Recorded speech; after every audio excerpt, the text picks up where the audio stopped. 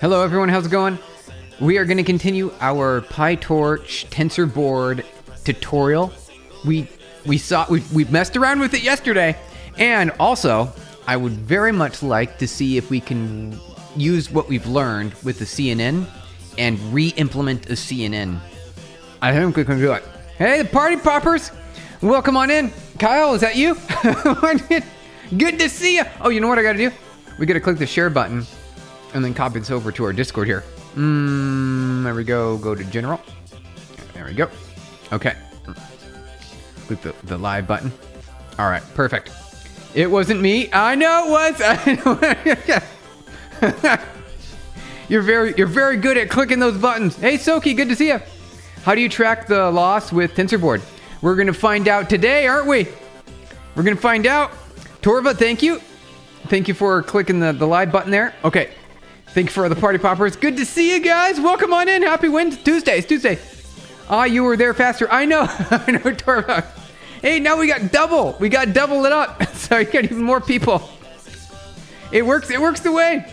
Yeah. Thank you guys for the hundreds. I see those. Yeah, on my screen you can see them float up right here. You can see all little floaty reactions. You can see those. When you click those buttons, I definitely see it. Thank you. Okay, so today we're going to continue with our TensorBoard tutorial, which I believe is around, Pytorch TensorBoard. Okay, so we installed it. We did a bunch of stuff. We went through this. We got our close, and then, is it still running? Is it still running? I don't even know. We're gonna find out. Let's find out really quick. I think it is. Let me see here. Is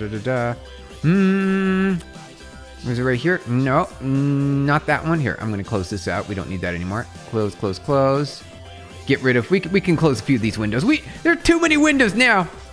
We can close all these. Thank you for all the party poppers. Is this the right one? It is, okay, good, okay. We've opened so many windows. What are we doing with all these windows? Okay. Hey, there's TensorBoard. All right, now we finally got to it. It only took us a little while there. Where is it? It's right here, okay. So we can copy and paste this, I believe. And see where we're at. Okay, there we go. Perfect. Thank you for those party poppers there.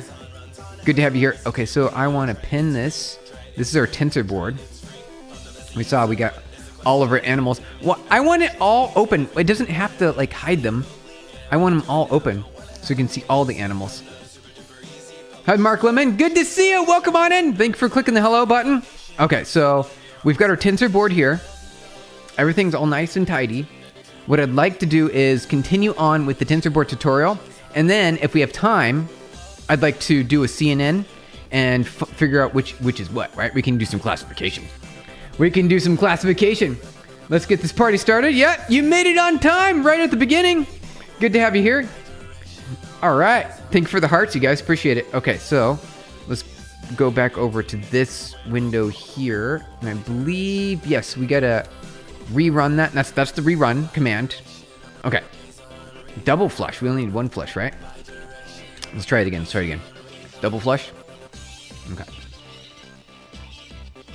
All right. Oh, retrieval augmented generation, a large language model.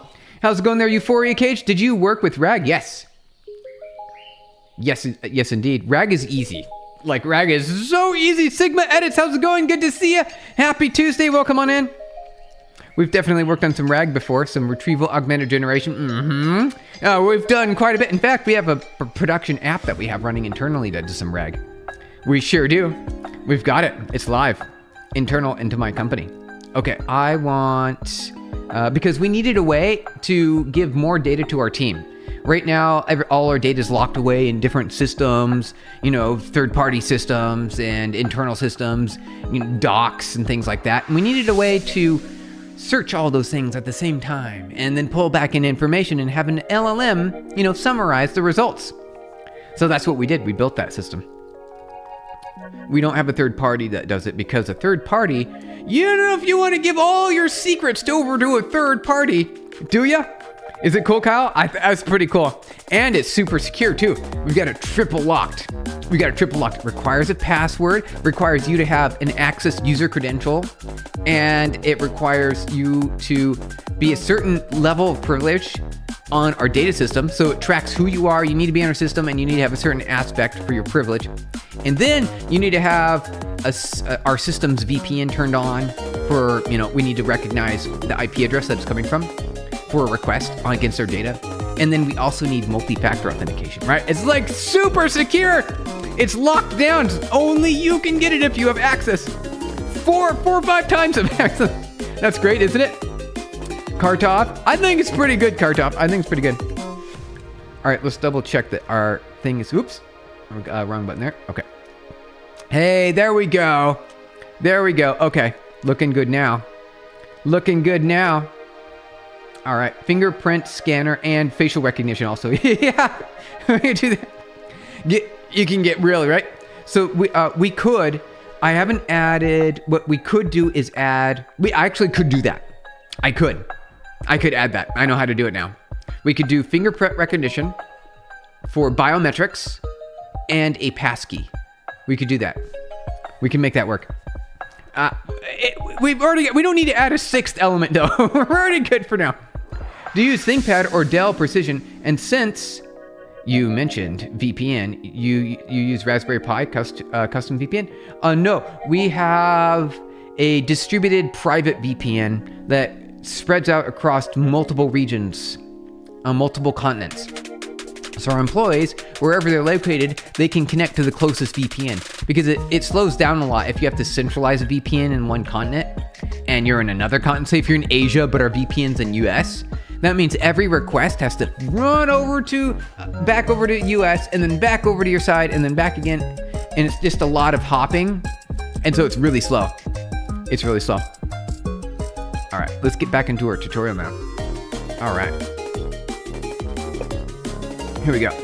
Above, we used Torch, Vision, and Matplotlib. We did a little bit of Matplotlib. There's no point for Matplotlib, though, if you're using TensorBoard to create a visual grid of mini batch of our input data, which is a picture of...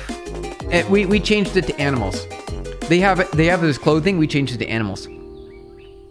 So below we use add image and writer summary, and then we flushed. One thing that they did not mention that we figured out eventually is that this string right here is mandatory unique. So if you want to add more than one image to your TensorBoard, you have to change the title, otherwise it overwrites it and you get something completely different. Something completely different. All right. Okay. I want to graphing scalars to visualize the training data. Okay. So this is where I believe we're going to start seeing some of that. What were you asking about earlier? How do you track the loss with TensorBoard? Soki, that's what we're going to do today. We're going to do that today. Okay, so let's define a model and categorize our image tiles and optimizer and loss function training. So we need to write this out now. We need to write this part out. Okay. So let's go ahead and do this. Where are we here? So we've got all of our data imported. We don't really need Matplotlib anymore. I'm just gonna delete this because it's just a little bit much. We don't need it anymore. Okay, get rid of that. All right, we've got our data writer extractor. So this is TensorBoard stuff. And we've got our classes. And we need to create our own component. Now, because we're doing something a little bit different, we need to change how we're doing this because we need to normalize it. We need a normalization function. Let's see how. Oh, hey, I missed some of your messages there. Do you use? Oh wait. So let's see here. I thought of implementing access groups to certain types of data content. Okay. Feed that into your RAG system. Like for example, you wouldn't want any employee to access personally identifiable information about another unless it's HR. That's a good point. Yep, exactly. Ishan? Very nice. Very nice. Exactly. Good job. Imagine the website you're on is in your country, but you use a VPN across the planet. Exactly. You VPN server, VPN back to you. Yep. It's a slow, yep, exactly. Exactly. All right. So let's create our neural net. We're going to call this something over here. All right, then we're going to bring this in over here. Okay. So let's do class net. This is going to be a torch dot module, I think. Def init. And then we're gonna do self, comma, and we're gonna want some other things in here maybe. I'm just gonna do self for now. And we do super self, comma, net. Is that right? Did I do that correct? Oh, dot init, which is really annoying. There we go. Okay. We did that backwards though, apparently. Is that really backwards? Is that really backwards? Hey, Zergio. Hello, Steven. Tensor time, you got it. We're doing tensor time. Hey, Lions. Good to see you. Lions for Lambs. Hello, everybody. Welcome on in. We have Zach Romer. Good to see you. Delete system 32. Oh, hey, it's Kevin McAllister. Hey, how's it going? It's always fun to watch Steven streaks. Hey, good to see you. The streams, yeah. Running on the streams now. Okay. Is this correct? This feels wrong. I want to double check this. I feel like that's wrong. Let me see here. Let's see, convolutional. It is, okay, so I did get it wrong. All right, perfect. Self. Apparently we had to do it in that order. I wonder if it would be different if we didn't do that way. Okay. Let's do a self.c1, and then we're gonna do a torch.nn. Let's see here. So, hey, Steven, what's up? How's it going, the Rebellion? And good to see you. Welcome on in. Happy Tuesday. What makes you use TensorBoard over weights and biases? Oh, we're going through the tutorials. Kevin McAllister, it's been a while since you've been here. We've been going through all the tutorials, and we're just happened to be on the TensorBoard tutorial right now. So that's what we're doing today. So we're gonna walk through all of this. Thanks, Rebellion. Hey, good to have you here. Okay, let's keep going. So I want is it conv? No, hold on. Yeah, conv2d. And we're going to have 1.6. We're going to have to do something a little different here. We're going to do a little bit different. Here we go. Let's scroll that there. Amazing. Oh, it makes sense? Yeah, I think we're pretty good. Exactly. Tutorials. Who would have known? 1.6, so we're gonna have to do something here special. I'm gonna see here. All right, def forward self comma inputs. There we go. And we're gonna say return inputs just for now. Okay. And then I want to say thank you for the reaction there. Oh, basically we're becoming Pytorch experts. That's right! We're becoming Pytorch experts. We're gonna learn everything we can about Pytorch. I wanna memorize the whole thing, the whole deal, so that way I can start writing my own Pytorch straight up. Because I know the algorithms myself. I could rebuild these all things by hand without the framework. Learning the framework, I think, is gonna be pretty useful. What's being built and for what reason?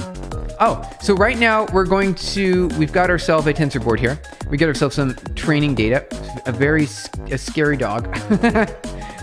We got dogs and cats, and we're going to be normalizing the images, and we're going to run them through CompNet, and we're going to be training the CompNet.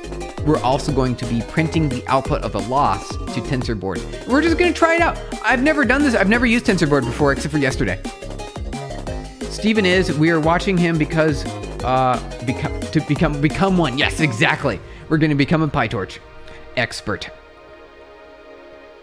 Let's see. Is this like a demo? Yes, you can consider it like a demo. Exactly. Noted. Yes, exactly. We're doing the Pytorch tutorial, integrating the features we want that are interesting to us. You got it, Torva. You got it. Okay, so let me go back over here. We need to CompNet. We're going to have a couple CompNets here. Oh, right. I remember this. And then we have to do some views. So we have to change the view so that way when we go into our linear layers, it changes it up. Okay. And there's no activation. That's weird. Oh, no, there's ReLU right here. Okay. We got some ReLU. We can be fine with that. That's totally fine. So self.c2, basically same thing here, except for it's going to be a 5. No, this will be a 6 because we got a 6 here. And 16, maybe. All right, well, we could do 16. That's fine. 6. Why 4x4? Oh, maybe it's the color channels. Oh, we're gonna do all the colors.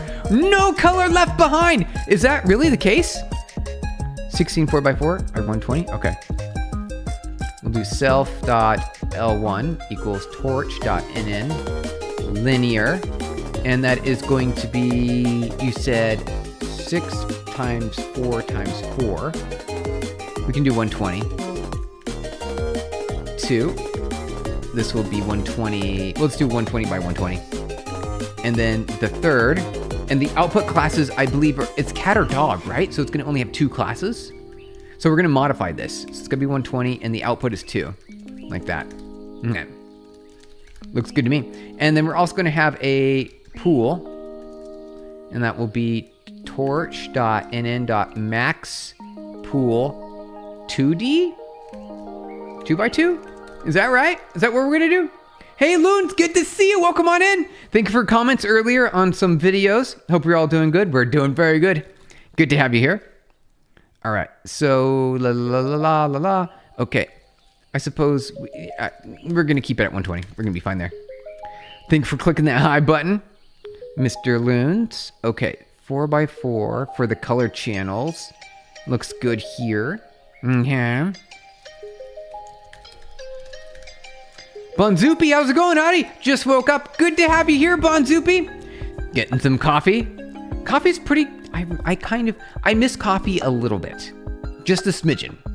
I'm not gonna drink it again. We're done with coffee now, but how's it going there, Service? Good to see ya. Welcome on in. Hello, everybody. Evening, Stephen Blum. I gotta sleep. Oh wow, Abdur Rasul. Okay. Thank you for saying hi, at least. Good to have you here. Good to drink tea, Stephen. We have water. We'll do some water here.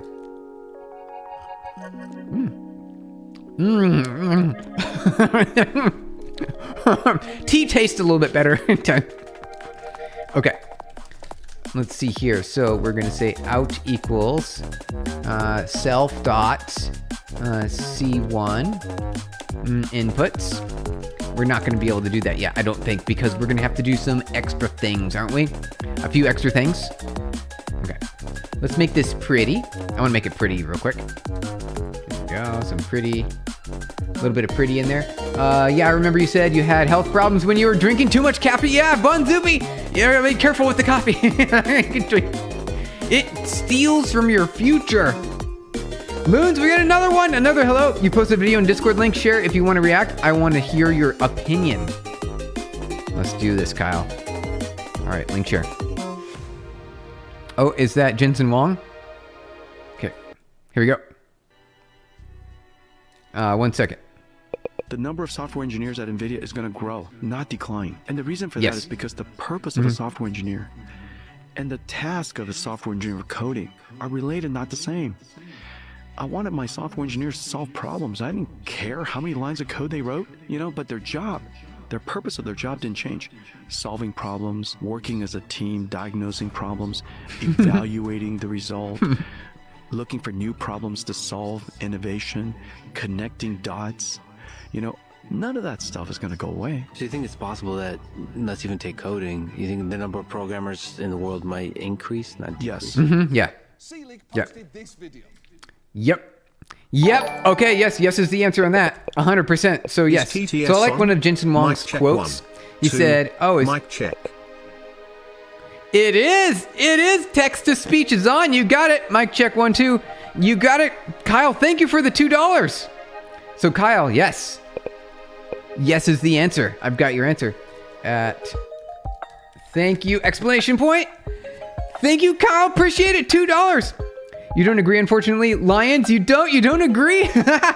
Well, here's the deal. Writing code, that wasn't really the large part of your day as a software engineer. It wasn't.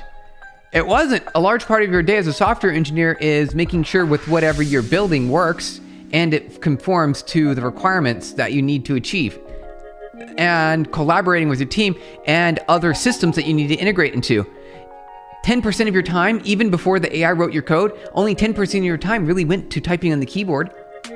And now that we have the ability to write code with anyone can do it.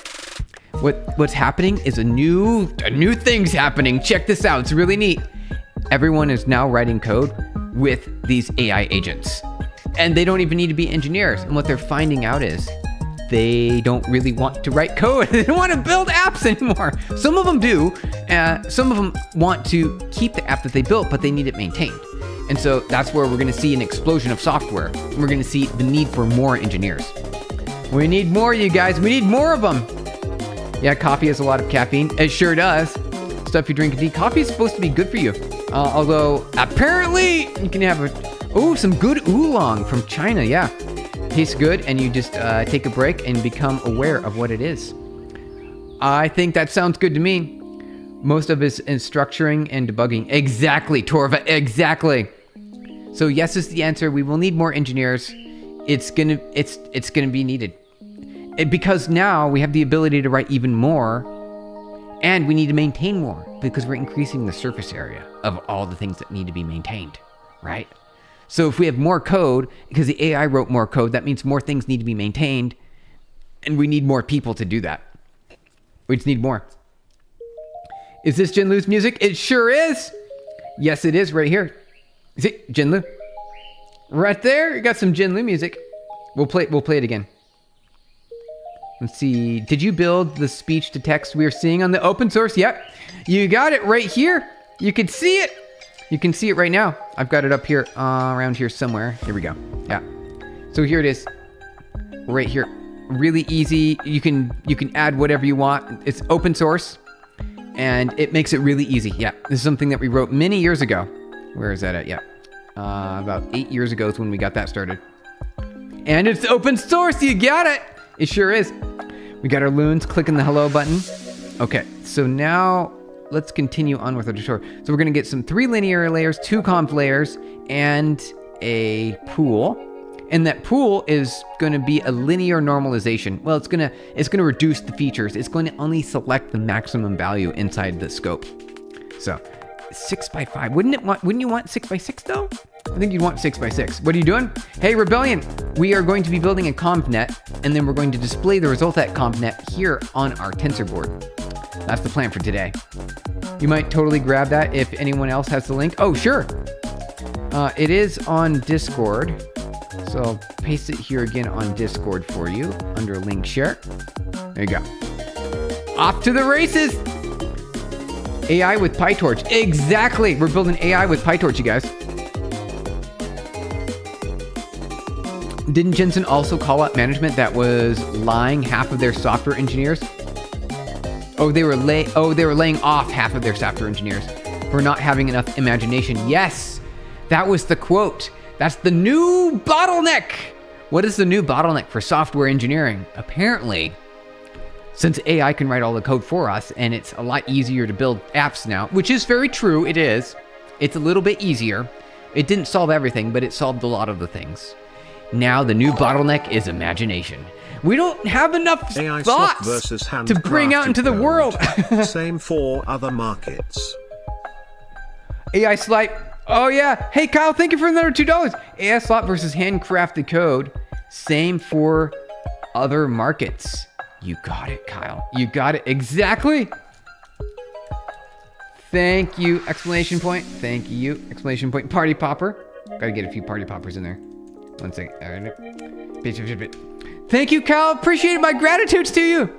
I appreciate it. Good to have you here. Can I have some? You want some handcrafted code? Is that what you want, Loons? Do you have infinite? Oh, you're talking about, oh yeah. That's the money glitch, right? The money glitch? Well, the money glitch, you guys, the money glitch. Like other markets have cheap products versus hard, handcrafted in Italy. Same thing applies to new apps. That is going to be true. You might have some handcrafted, good, excellent software. Well, we're going to find out. Right now, we keep getting better and better AIs, though. Does that really mean it's a lot different? So yes, okay. Can I write code that's better than AI? If I spend a lot of time, yes. How much better is it really, though? Doesn't matter that much, right? How much does it matter? Is it going to be 10% better? What if it's 50% better? Then maybe it might be worth it. But if it's only 10% better, I don't know. Maybe I just not use handwriting code anymore. Although that's what we're doing now because we want to learn. All right, so we got ourselves some layers here. All right, let's see here. Oh, hey, Moonsun. Hey, thank you for subscribing. Welcome on in. You joined the right channel for software engineering. What we're doing today is we're learning Pytorch. We're becoming Pytorch experts. And we're going to walk through all of TensorBoard here. We're creating a convnet. So we're going to do self x1. We're going to do relu. Did I have functional defined? I did. Okay. So let's do some here. Let's see here. All right. So self out, that is going to be, we'll do right here, f.relu. And we need to do that. Oh, we need to run a pool over this. Okay. Self.pool. Like this. All right. We have to put the activation in between there. So that way we normalize on a nonlinear level. Then we take the pool, which is going to give us the maximum value of all the corners.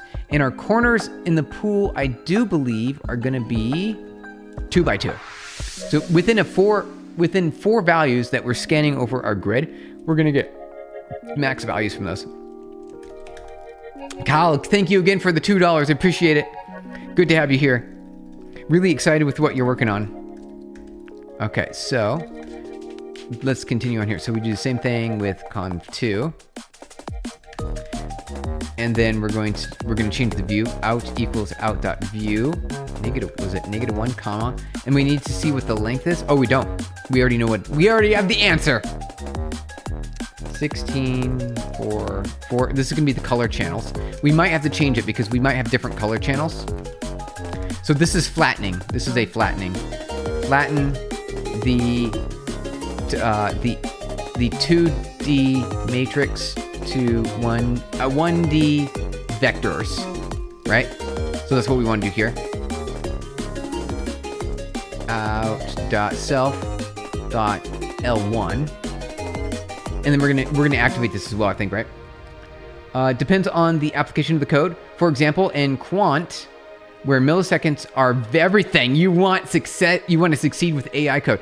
Okay, Torva, what you're saying makes sense. Really depends on the latency, right? Latency is critical, especially when you say quant. That's usually financial trading, isn't it? It sure is. And you want to make sure that all of your information that you're currently acting on is as close to real time as possible. Because if you make an action and it takes your AI a long time to process that, you're already behind what the current market rates are. And you could be making a trade that is detrimental. Danger zone. Danger zone, you guys. We're going to do relu again here. Another relu, maybe? I think so. Yes, we are. Okay. And then we need to do that outside here, though. Yeah. Perfect. We're going to copy paste these. This is going to be a linear out on the final output. 3. This will be 2. Okay, I think we've recreated, for the most part, the tutorial. The only thing is now our input data is not going to be a 32 by 32 picture. We need to change our norms. And so this needs to be different. I think we need to resize. I wonder if there's a transform resize. Do you guys think there was one? Moons, thank you for clicking the hi button again. How many can you click? Are we going to get a new record? Kind of curious about that. Okay. We need help here. Okay, so what I'm going to do is I'm going to close this. This is an empty directory. All right, Gemini. No, Gemini, not Ruby gems. Hey, do you remember Ruby? I can't believe I have Ruby installed on this computer. Well, how long has it been since you guys used Ruby? Hey, Chosen Law, good to see you. Yo, bro, you so funny. Oh wait, really? Okay. How's it going there? Oh, Bonzupi, you woot. Got some Bonzupi. All right, you guys. Okay, so I need to see if there is a nice implementation method in Torch Vision for a transform that can reshape an image. Resize the image, right? Do we want to do that? Can we do that? Or do we want to set a bunch of zeros? So what we could do is we could normalize to a very big image and find the largest image in the data set and just do that. Nah, let's just resize it. Let's do something simple. Is PubNub hiring? Hello, Steven. Yes, world provider, we sure are. Okay, let's take a look. So you go over to pubnub.com, scroll down to careers, and let's see here. We've got a couple open positions here. Yep, I'll post that over on our Discord. Let's see, where is that over here? Under link share. All right, there you go. Link share careers. There you go. We've got some hiring. All right, so Pytorch transform 2D image in say like various sizes into, what do you call this? Like a uniform. Into uniform, let's say like 100 by 100. See if we can do that. World provider, you're welcome. Good to have you here. No. All right, so it's here. Resize. Oh, it's called resize. Oh, how easy is that? All right, perfect. Here we go. Boom. Resize. Easy. All right. Make that super simple. And this will normalize the color to center, which is fine. It's not going to matter that much. What we could do is we could change that up, but we're not gonna. We could find the center. We could find the center, but we're not going to. We're going to just leave it at 5. Okay. All right. Okay. Here we go. So now we've got our transform. Is this gonna work? Oh,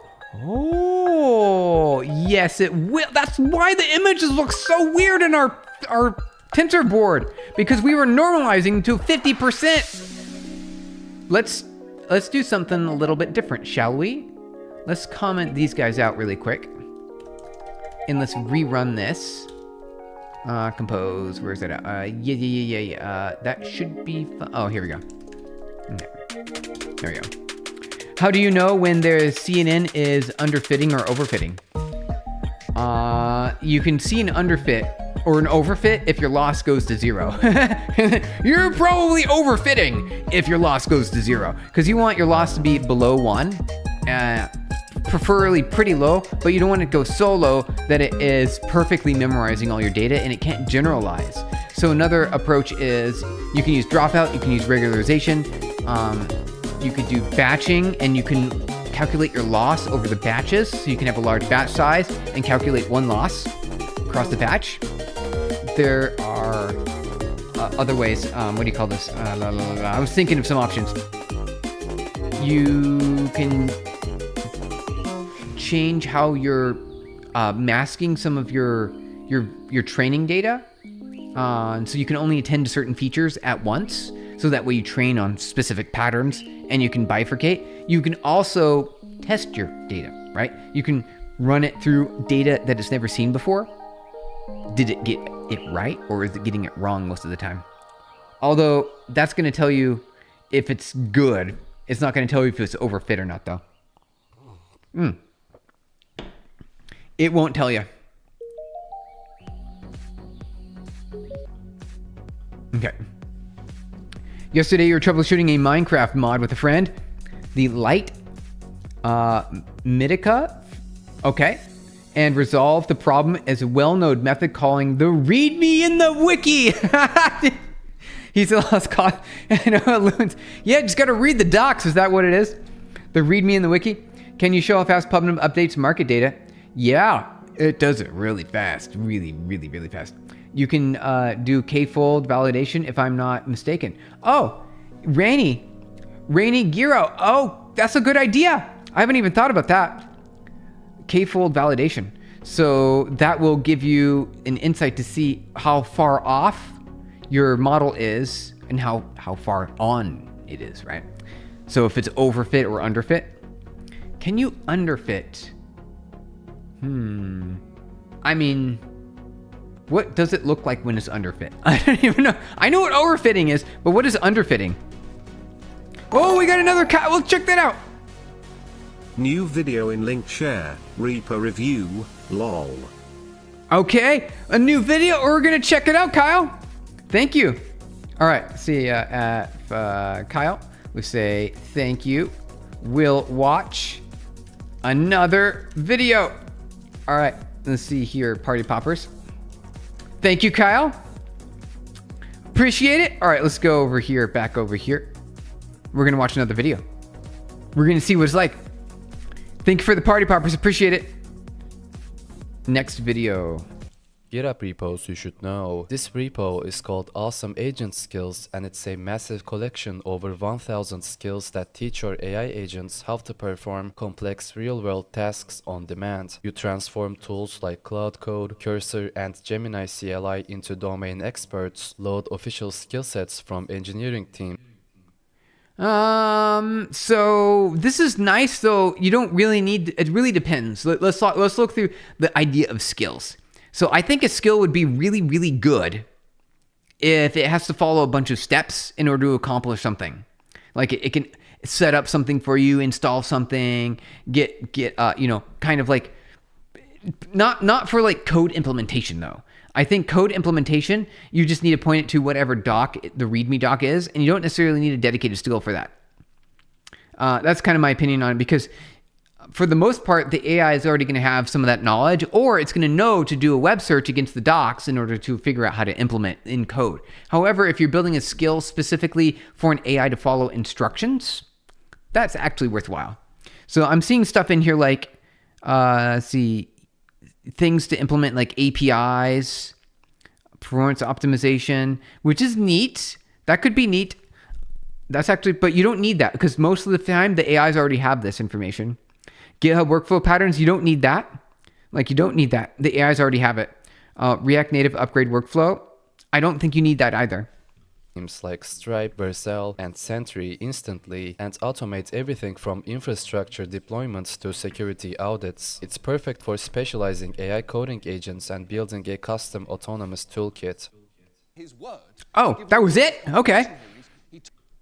All right. Closing that. You didn't see that. Okay, let's get back over here. So that was it. Okay, yeah. So skills files. It's all about skills files. All right. Yeah, skills files with AIs. You only want to implement when you're having it follow instructions to do something, I think, really, right? When it needs to follow a specific workflow or a set of patterns in order to, say, deploy your application to production, right? That could be a skills file. It requires a very specific set of steps in a workflow, right? That could be something. Or typically, though, you don't even need that because it's going to be done in your CI/CD system, maybe GitHub Actions. I don't know, right? A whole bunch of different things could be there. Oh, JM, thank you for the 10 jewels. Appreciate it. Good to have you here. A gold coin. We got a gold coin, you guys. So never. Exactly. Kyle. There are some cases. So, for example, if you're trying to get something set up, like there's like a CLI tool, or if there's an SDK of kinds, it might be nice to have a pre-made, easy access information for the AI to get you set up. Maybe some design patterns that are non-common. However, for things like installing API, the docs already exist. You could just point them to the docs. Jan, good to be here. Steven, thank you again for the 10 jewels. Got the gold coin there. Some tips from ML Code. Hey, Ravi. Hey, Ravi, welcome on in. Good to have you here. Happy Tuesday. Some tips for ML Code. All right, I've got your best tip. When you're putting data inside the model, you want to make sure that you vectorize the data that fits into a linear space between 1 and 0. There you go. There you go. That's a good, I don't know if you're already into that one or if that one's too basic for you. That is a fundamental requirement, essentially. It is. It's a fundamental requirement. Or if your model is going to know to be able to accept numbers that are very big, or if it accepts words and it's going to vectorize and encode for you automatically, then you don't need to worry about that, at least from an end user perspective. Oh, genius. Thank you, Ravi. Is that, I don't know if you're, I can't tell if that's sarcastic or not. You know who invented case-sensitive command?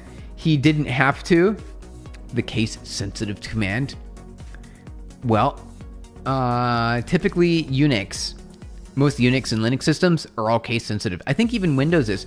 The only thing is that's not case-sensitive is some file systems, like on Mac, for example, has the option to enable case insensitivity. So you can have capital letters and lowercase letters, and if you mix them up, they mean the same thing, which just sounds like a dangerous. No, it's not. You're a beginner. It's good. Okay, Ravi.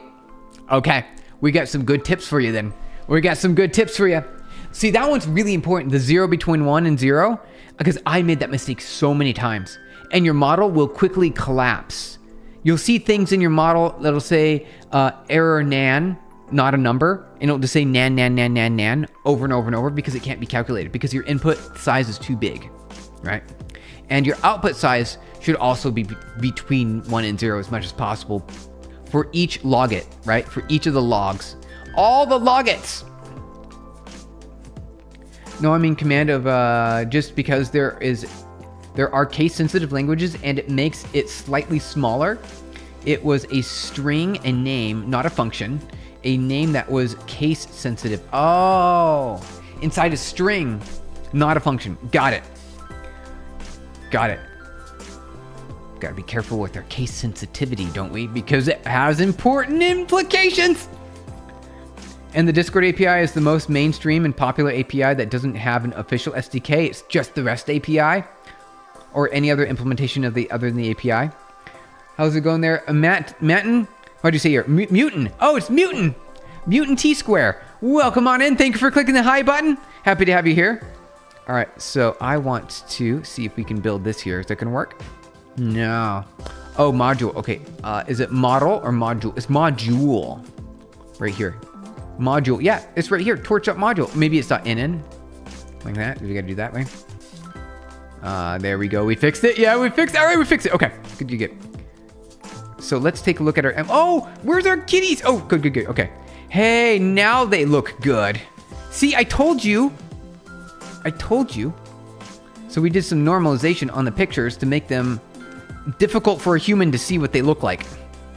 But now we've got pictures that are a lot easier to see. You can see what's going on there, yeah? Because we normalized them before. Every animal on the planet. All right. Okay. What else we got? Dog. We're dog heavy today. Lots of dogs. Oh, there's a cat. Okay, so this is our training data. So let's do a resize on that. Let's do a resize. All right, let's see what that looks like. So now it'll be all squashed into the same 100 by 100. 0, reload. That didn't resize them. Didn't it? No, they look the same size. Hold on. Let's try it again. Where did you get these images? They are so cute. Are they loons? Well, I got your answer.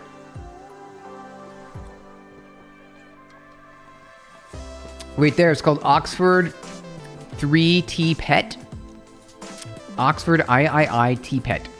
It's a data set that comes with Torch Vision data sets. Right there. They make it easy. So that they're like data sets that allow you to do these types of tutorials really easily. So you can create your own models over that data set and get really good results. All right, so we should see a normal. Why isn't it normalizing it, you guys? What's going on here? Well, I should see a resized 100 by 100 pixels. It's not doing that. Why isn't it not doing that?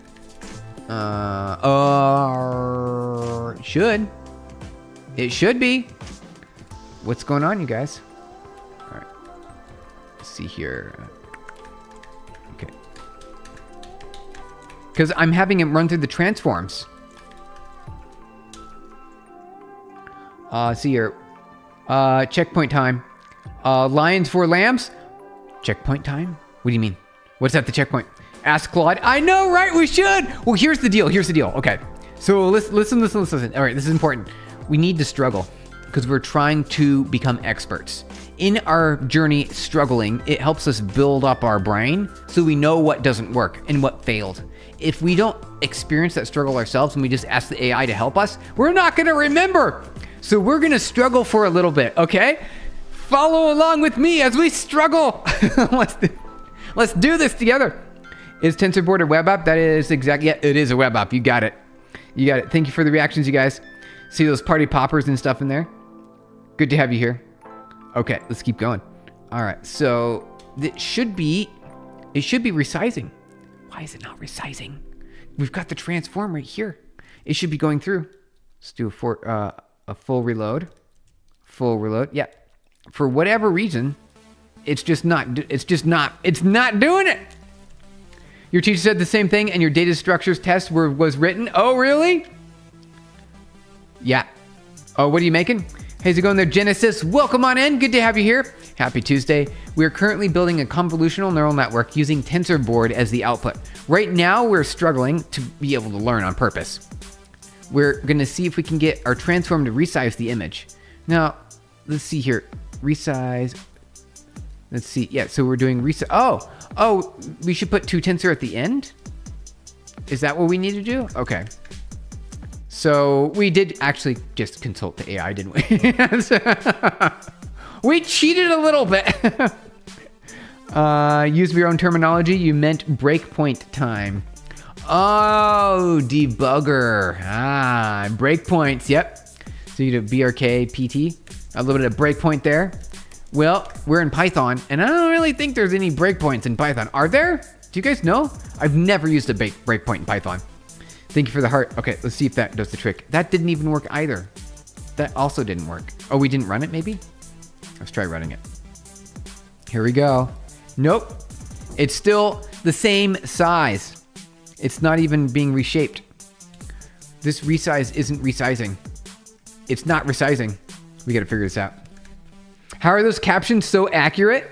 Well, this is software that we wrote over 8 years ago. You indicate using documentation as a guide or Stack Overflow. Yes, like ancients, like the ancients. I know, right?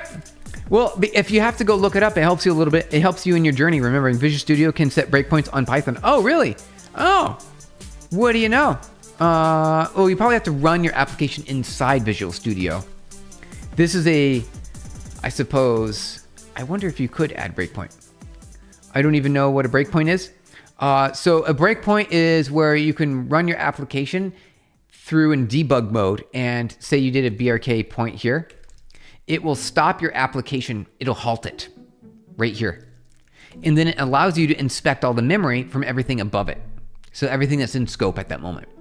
So you can do things like print out variable names and things like that. So it gives you a little bit of extra debugging capability.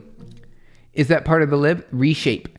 So reshape is going to change the tensor shape. It's not going to change the actual pixels. So reshape and TensorFlow, when you have a tensor, is going to take like a 3D cube and convert it into a long single dimension vector, right? Which is a 1D array. So 3D cube into a 1D array. That's what reshape does. It doesn't actually resize. That's what it is. Modern Python 3.7 simply use a built-in breakpoint function. Oh, seriously? No way! I kind of want to try it. Let's see if I can try it. All right. Python breakpoint example. Let's see if we can do that. I've never done this before. pdb.setTrace.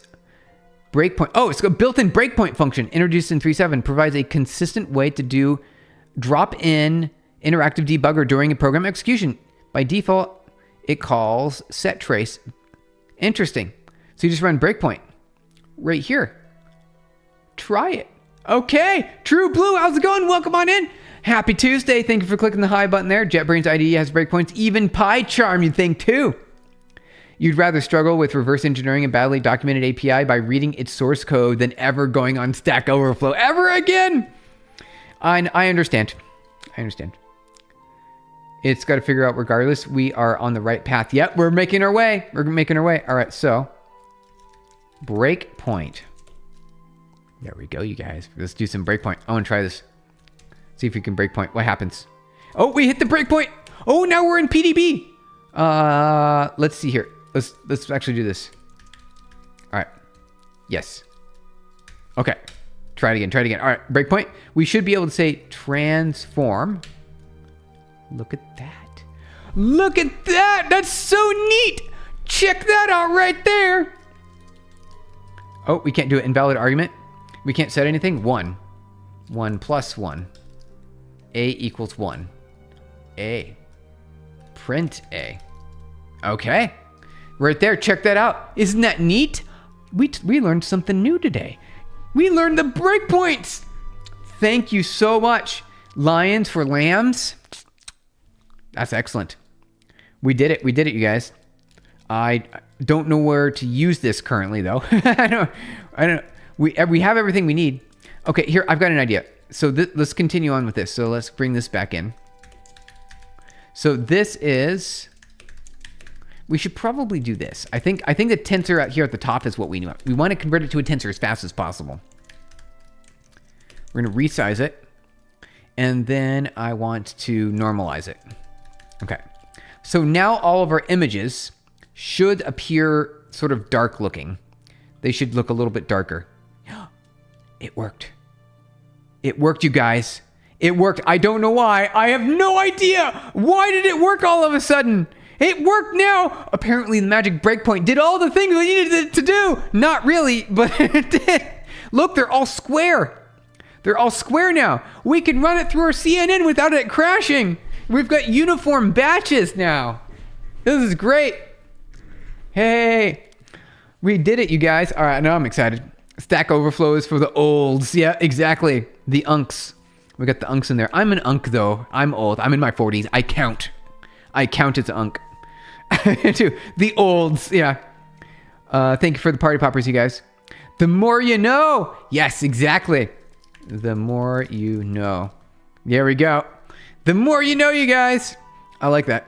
Apparently, though, it just worked magically. We didn't really figure it out. I don't know why it worked, but it did this time.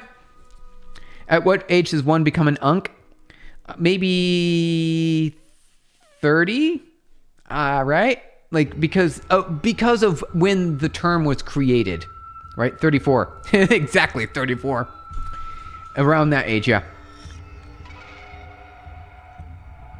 Our music is a little intense right now. Let's see if we can boost the mood. Okay, that's a little more epic. The more you know. 31. Oh, Von Zupi, you're right on the edge. Then you're right on the edge. Right on the edge. And I'm a lot older than you. Well, not a lot. What do you say? Like 20%? How do you say that? 10, 20, 30, 1 over 4. Older. Because I recently transitioned to UNC, even though I have been a father for like 10 years. 25, starting programming before AI boom. Oh, yeah. And was hard drive. It was like difficult. It's a challenge.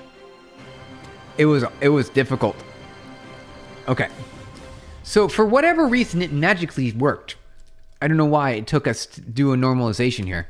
But this resize and our tensor in this format made it all the worthwhile. I'm going to try messing around with it though, because I want to see why it worked. All right, let's go back over TensorBoard. Reload. Oh, reload. There we go. Oh, see, it's good now. It's just working now. I don't know what happened. I don't know why. I don't get it. However, it is normalized correctly. So let's go ahead and restore the color change, which is going to, it's going to move all the colors to sort of a way that's going to make it look, so that's actually, it's not working anymore, is it? No, it's not. Maybe we need to restart TensorBoard. Here we go. Let's restart TensorBoard and try this again. Here we go. Okay, maybe it was cached. It could have been cached, you guys. You're a baby millennial? Yeah.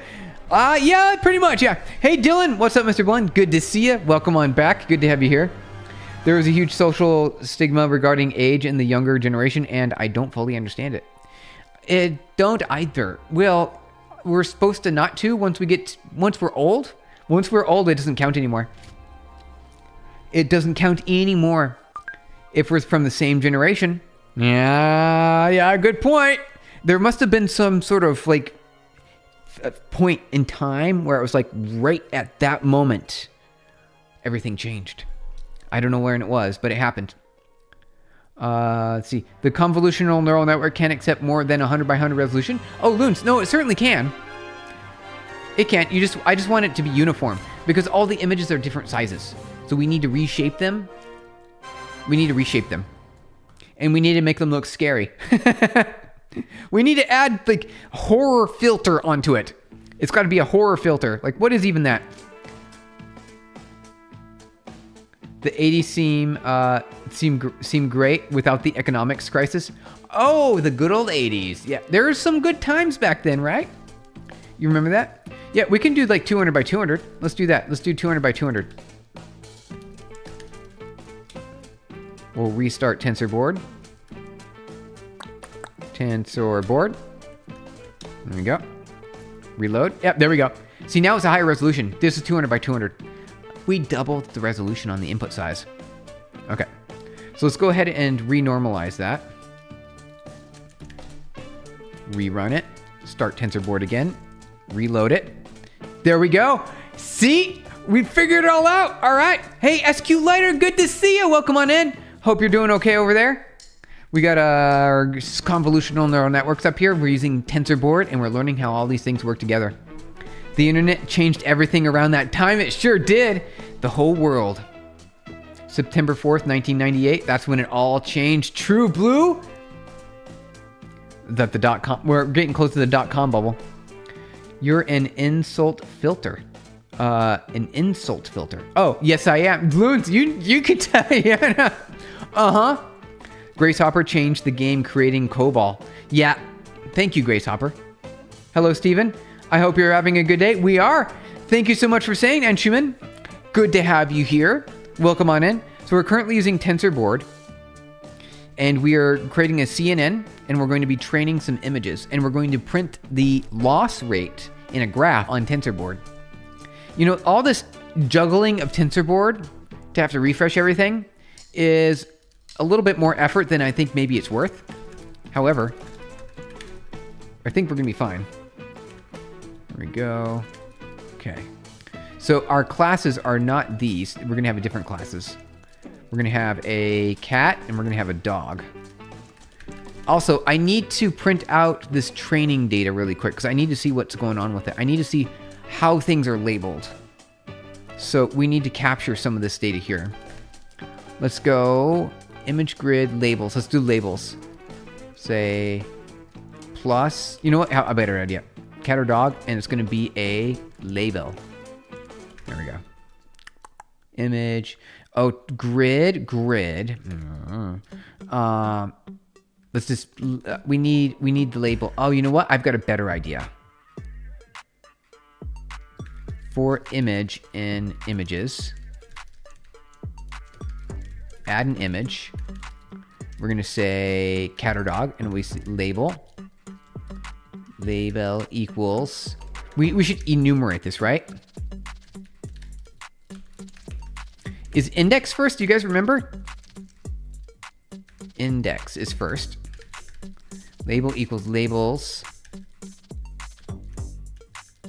Index. There we go. And then we've got our image. So I think we can do image label like that. You think that'll work? We're gonna find out. Hello, Stephen. Let's see here. I just realized I was using a 4G for the whole time. Whoa, you're spinning your mobile points. Your data plan. You're spinning all that. I've done that before. I left my mobile on and my data plan. I'm like, uh-oh. All right, let's try that again. Let's close this out here. Did that run? That ran, okay. Let's see if we can reload this. Looks good to me. What do we do? 20, 10. Wait, what is the answer? Oh, that's the index. So that is the index? What's going on here? Hold on. Wait. What are we looking at? Oh, that's the... No. That's weird. Print. Let's print the labels. I need to see what that is. We just need to understand what this is because we've changed the data. So the tutorial is having us use clothing items. We were like, no, we don't want to use clothing items. We want to use fun cats and dog pictures. Well, I guess scary now because we've made the pictures look scary. Yeah, that happened to me. So when I just made a bot that turns off your mobile data, oh, it's a good idea when you connect, when your Wi-Fi is cut off and your location didn't change. That's a good idea, Torva. That's a good idea. I should probably do something like that as well. Although I typically don't really need the mobile data because I always have Wi-Fi around. Always got the Wi-Fi around. An age estimate in dog and cat years. That's what that is. That's got to be what that is. It looks like it, right? Doesn't it? Age estimate. It's probably not. Here we go. Let's rerun this. Okay. Oh, it's weird. Very odd. What is that? What's going on? Oh. So we're going to have a lot of classes is what that means. Not just one or two, but many. There's many classes. We're going to have to figure that. We might not be able to. I want to train this model. I really do. The U.S. situation is forgotten as strange right now. It's gotten with foreign. Yes, exactly. Do you think it's still good to apply to Silicon Valley? I think so. I think always try. If anyone ever tells you to give up and not try, they might not be your friend. They might not, or they're trying to help spare you from failure, which hurts. But you know what? That's okay because failure is inevitable. It's going to happen, and you're going to need to try over and over and over again, many, many times until you succeed. And that one time that you succeed, it is amazing. Never give up. Keep trying. That's what I'm saying. Keep on trying. Don't give up, you guys. It's fine. I have 120 Go a month. Oh, for only £8? That's a really good deal. Wow. Loons, nice job. Why does the dog look like it wants to hide in your shower? Because we added a filter on it for the AI to learn all of the edges. For all the edges on the AI. We need the class though. I need to see what the classes are. So it's going to give us different kinds of animals on the classes. I don't know how many kinds of animals there are, but there seems to be different kinds. I suppose we could classify. I just want a cat and dog. I just want to go cat or dog. But our labels, they're like an animal breed, right? I think that's what that is. You'd recommend first looking at local opportunities and compare them to the ones in Silicon Valley. Good idea, Torva. Sorry with your English, I'm not American. Hey, no worries. You're good to go. We figured it out. It's not their job to protect you from failure. Oh, yeah. It's not. Euros is euro. Oh, pounds. Oh, euros. Euros. Sorry, I said pounds. Euros. America's a huge global market contributor. It blows your mind how many people benefit from it. Don't see it as an olive branch. Oh, yeah. There's chances though, and I've personally firsthand seen many opportunities across a lot of different people succeed. And even today, don't give up. Keep trying. I would recommend trying everything you possibly can. Try it all. Everything. Okay, so we've got a ton of labels here. A lot of labels. A lot of labels. Where are... So, this is odd. This is just one. Oh, got it. Okay. So we're only getting one. That's why. We don't need this. We don't need that.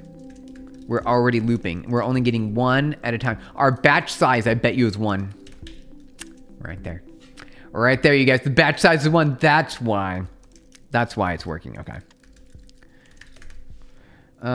Just got your first job offer. Oh, nice. Congratulations. Showing up consistently, all paid off in the end. Hey, Kevin, that's the truth. You know it. Keep on trying. Never give up. See, Kevin, right there. Right there's proof. Right there in chat right now. Proof.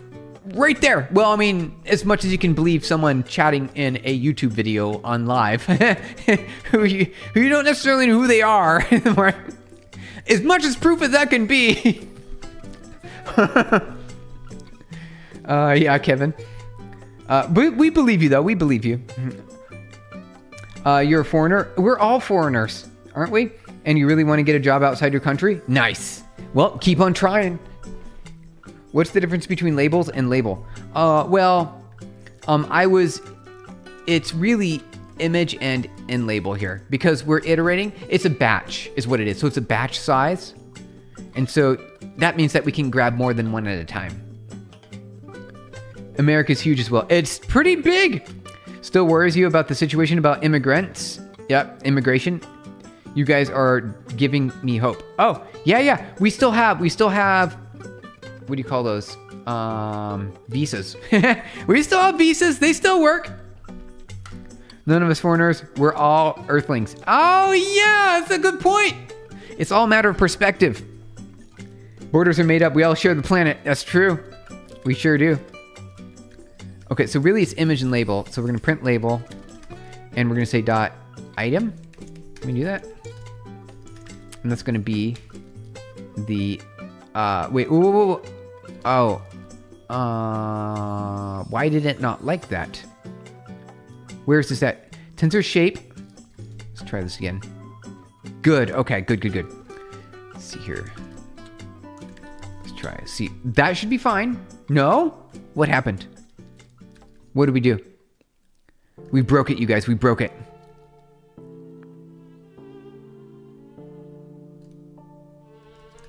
This should be fine. Right here. This is totally fine.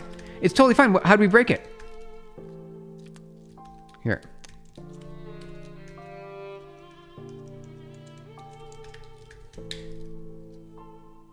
Okay. So it's in this line right here. This line is broken. Label. Right here. And then we got image. So this should work maybe, although it might want this. It needs to make a grid. Is that what's going on? Okay. Let's try this. That might have been the answer. You changed it from labels to label? Images. Yes, we did. That was, you're paying attention, Loons. Thank you.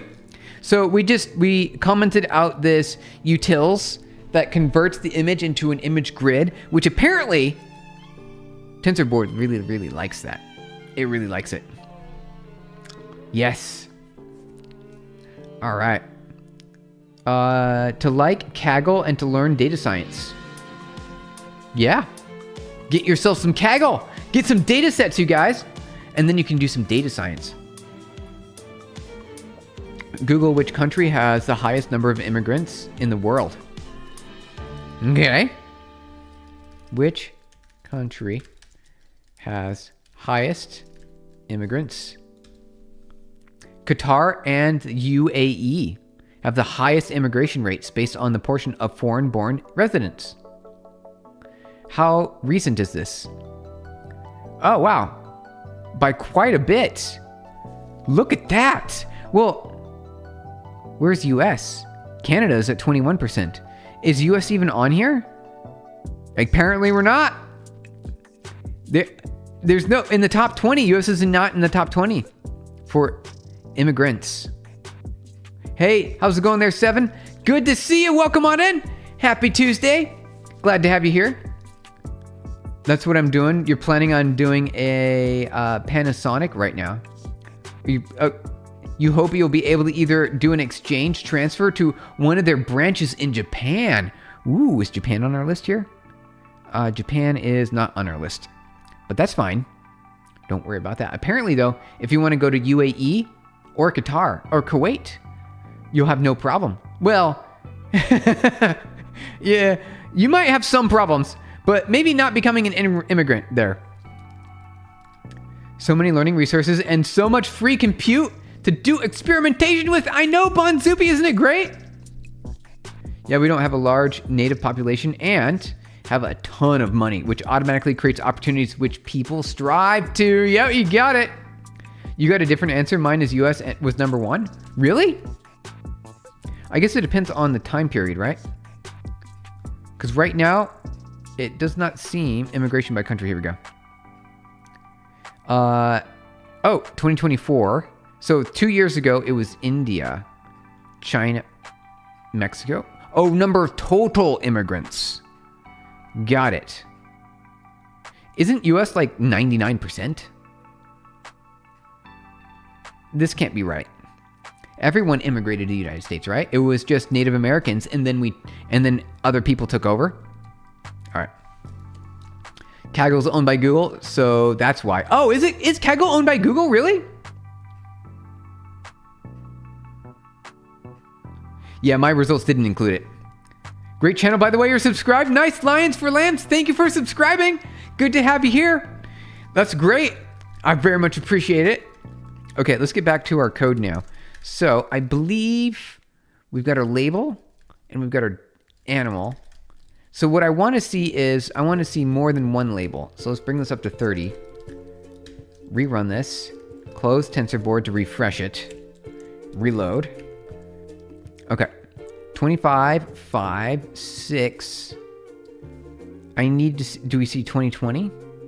Here, let's look. I need to look at a pair here. This looks weird. 34. Okay, so I see a 34 here and a 34 here. So we see, it looks like some kind of dog, and then this should be the same dog. No, it's a completely different dog. So that label, that can't be a good label. Do we have another example? We have 33, 36. Here's 33. Okay, here's a 33, which is a cat, and another 33, which is another cat. Okay. Okay, so some of these labels are mislabeled. That's what I'm thinking. I think some of the labels are incorrect. Do we have another 20, 22, 30? We've got a 32 here. 32. And 32. Show another cat, right? Okay. Yep, okay. So these, oh wait, actually, you know what? These might be the same kind of, they're just different colors. So there's this dog breed and there's this dog breed, but they might be the same. They might be the same. They kind of don't look the same though. They look a little bit different. Maybe that's just the colors.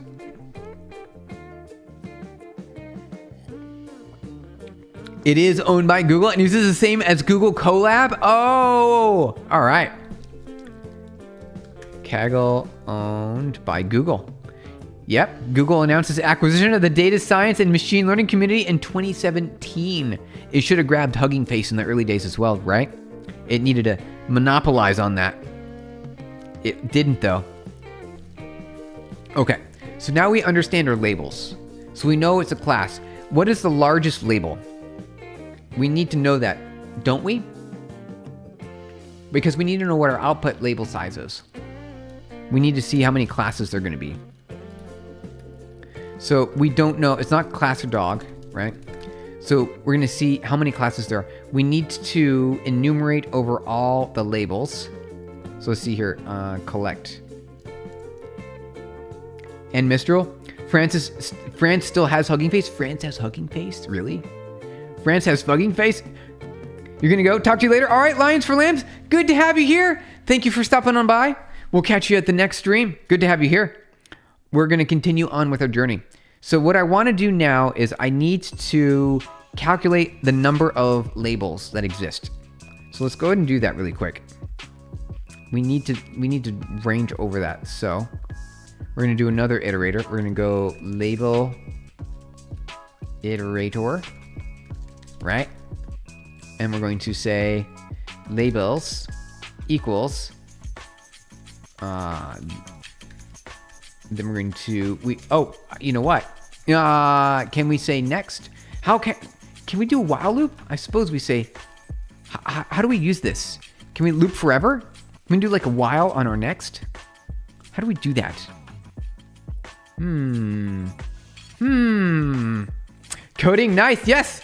Fallen Ones, good to have you here.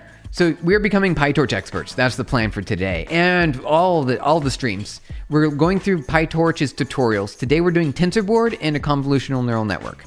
We've written our convolutional neural network, and we're using data that's not part of the tutorial, because cats and dogs are a lot more fun, right? So we got our cats and dogs here that have been normalized, so they look a little scary. But don't worry, they really are cats and dogs. They're really there. Right? Cats and dogs. I'm against it. You are, Torva? As a German, you have to be? Nice. Yes, I'm really excited about this. I think this is great. So I need to calculate the labels. So I need to grab my label iterator. I'm going to say for label in label iterator. Can we do that? Is that something I can do? We do, and we say label, if label in labels, and we say continue. Otherwise, labels, label equals label. I'm just gonna, I don't have the actual answer though. So then we should say print labels. There we go. And I should see everything. Okay. Label and labels. We can't do that. List. Oh, okay. Cannot use list as dictionary key. Yeah, I can't. Oh. Oh. All right, hold on. Print label. I think we have to do an item.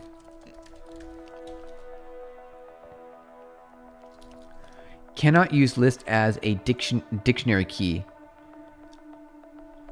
So it's an iterator though. I should be able to loop through it. What's going on? Dark mode. Can you please make TensorBoard? Yes. We've got it right here. There's the TensorBoard.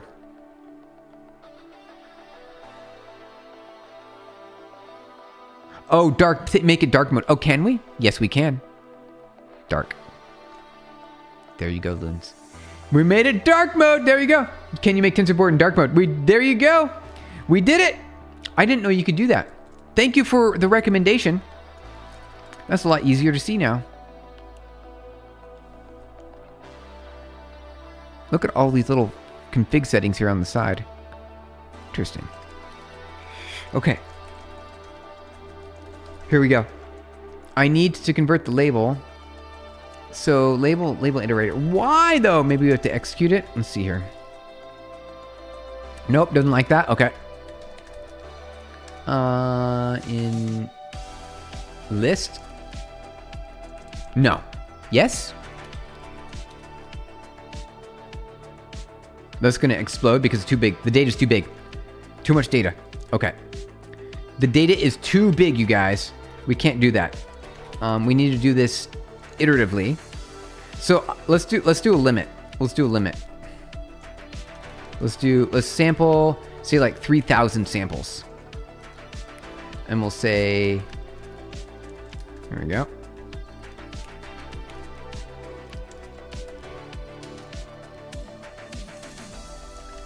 That should do the trick right there. Yeah, there we go. All right. That should be more than enough.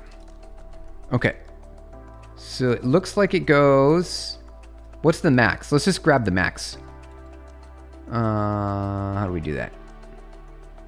Oh, you're second. Are you really? No way. Wait, I want to see. So we do that. Click here. And there we go. Take a look here. Yeah, it's definitely Kyle. No one's going to catch up to Kyle today. We get Kyle, Loons, Lions for Lambs, who was just here. World Provider, Ranny, and Kevin McAllister. Bonzupi, you're number 7. Ravi, you're number 8. True Blue at number 9. And TB Remard. TB Remard. And Rebellion Ant at number 11. Euphoria Cage at 12. All right.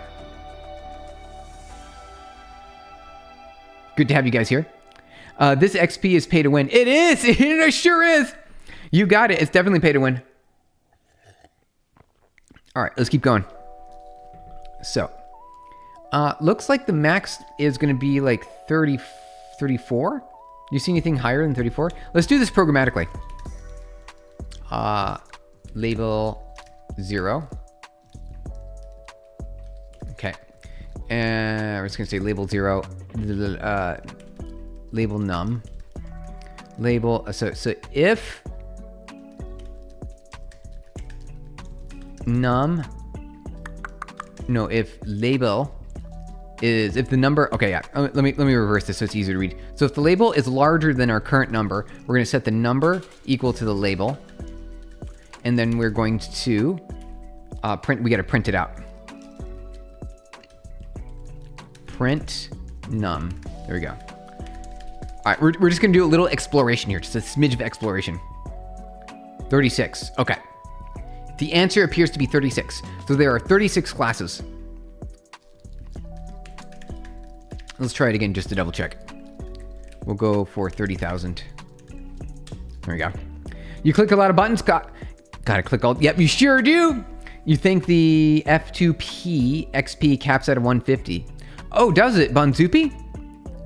Let's see where we at. Yeah, so the answer is 36. Okay, so that's the number of classes we've got.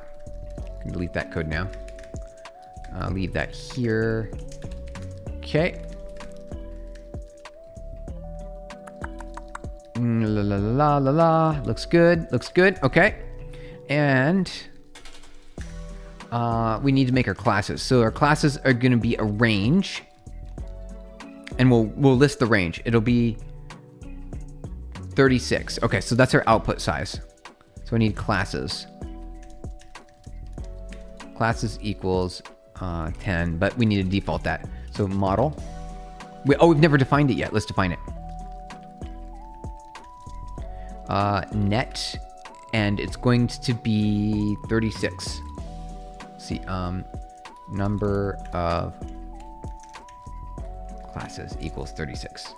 So we know what's going on. There we go. Okay, so that's the first input. And then we need to take that input and put it over here. Classes. Like that. So that way, it's going to be able to correctly calculate which breed of animal it is. Because we've got 36 options. I don't know what their actual labels are, but I know what their numbers are. I know what their numbers are.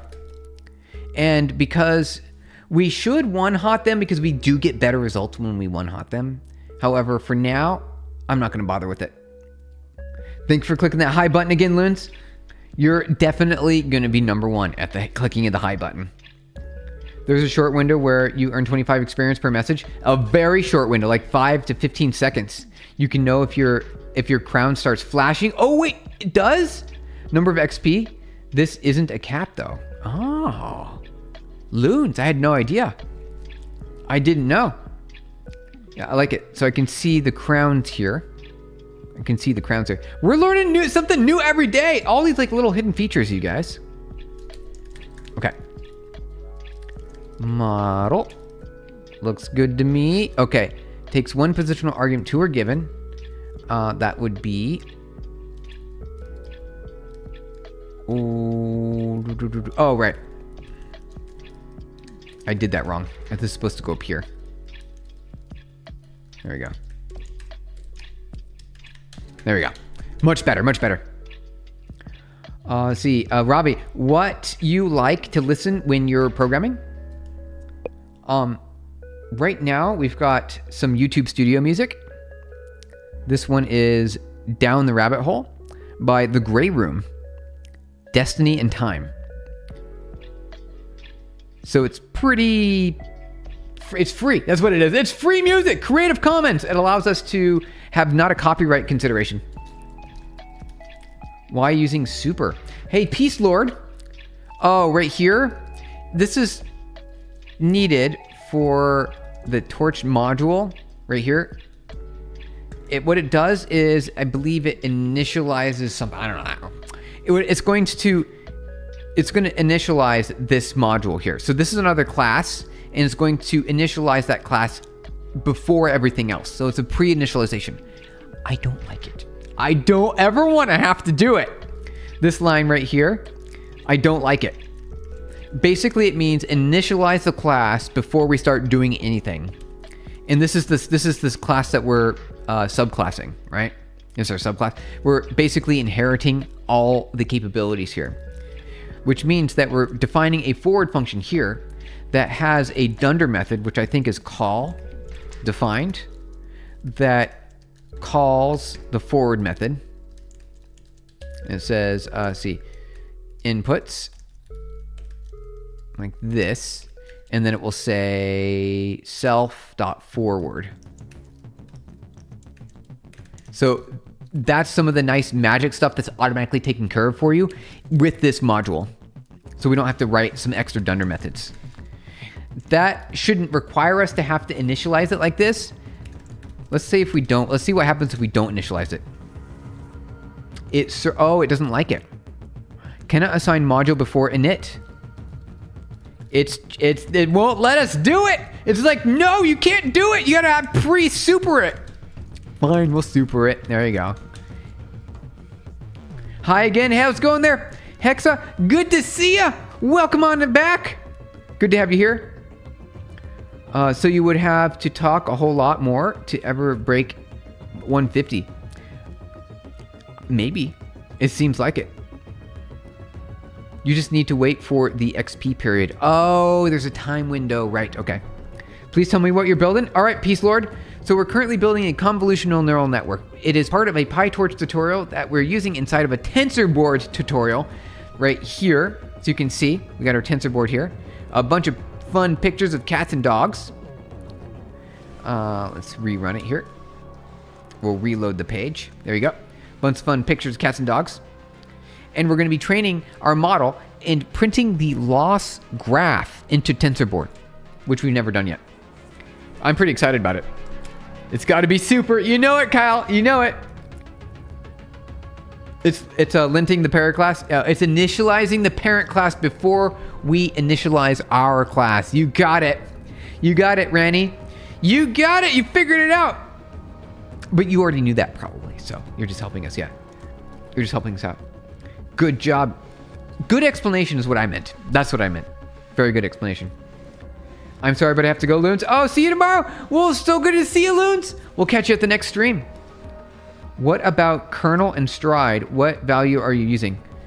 So we've got our kernel. So our stride is going to be a stride of 2. Stride equals 2, I think. I think it's stride of 2. Because this is default, right? Stride. Stride's 2. Our window for our max pool is going to be 2 by 2, right? So we're going to go 2 by 2 pixels. So 4 pixels. Out of 4 pixels, we're going to pick the largest value in that pixel. Essentially finding the edge, I believe, right? We're going to find all the outlines. And then the kernels, we got 16 filters. And we've got a kernel size of 6. So 6 filters, kernel size of 6. 16 filters, kernel size of 6. With a 4... I need to double check that this is correct on the pixel size. Because I think we have 4 color channels, though we might not. We might not have 4 color channels. What are you making? Anonymous. Oh, hey! We're making a CNN, Kyle. My XP, smiley face emoji, index pointing at the viewer emoji, smiley face emoji, index pointing at the viewer emoji, smiley face emoji, index pointing at the viewer emoji, smiley face emoji, index pointing. Thank you, Kyle. Appreciate it. You just activated the TTS, and there's no way you can beat the XP now because... Did that bring you up? Yep. It bumped you up even higher on your XP. There's no way anyone can ever beat Kyle's XP now. It's impossible. That's awesome. All right, my timer's going off. Hey, Kyle, thank you so much. I appreciate it. We're not going anywhere. We're staying here. We're going to finish the CNN. How much time do we have? We got 30 minutes, so we've got plenty of time. I got to go. My timer went off. I just have to click the off button. I'll be right back. 1 second.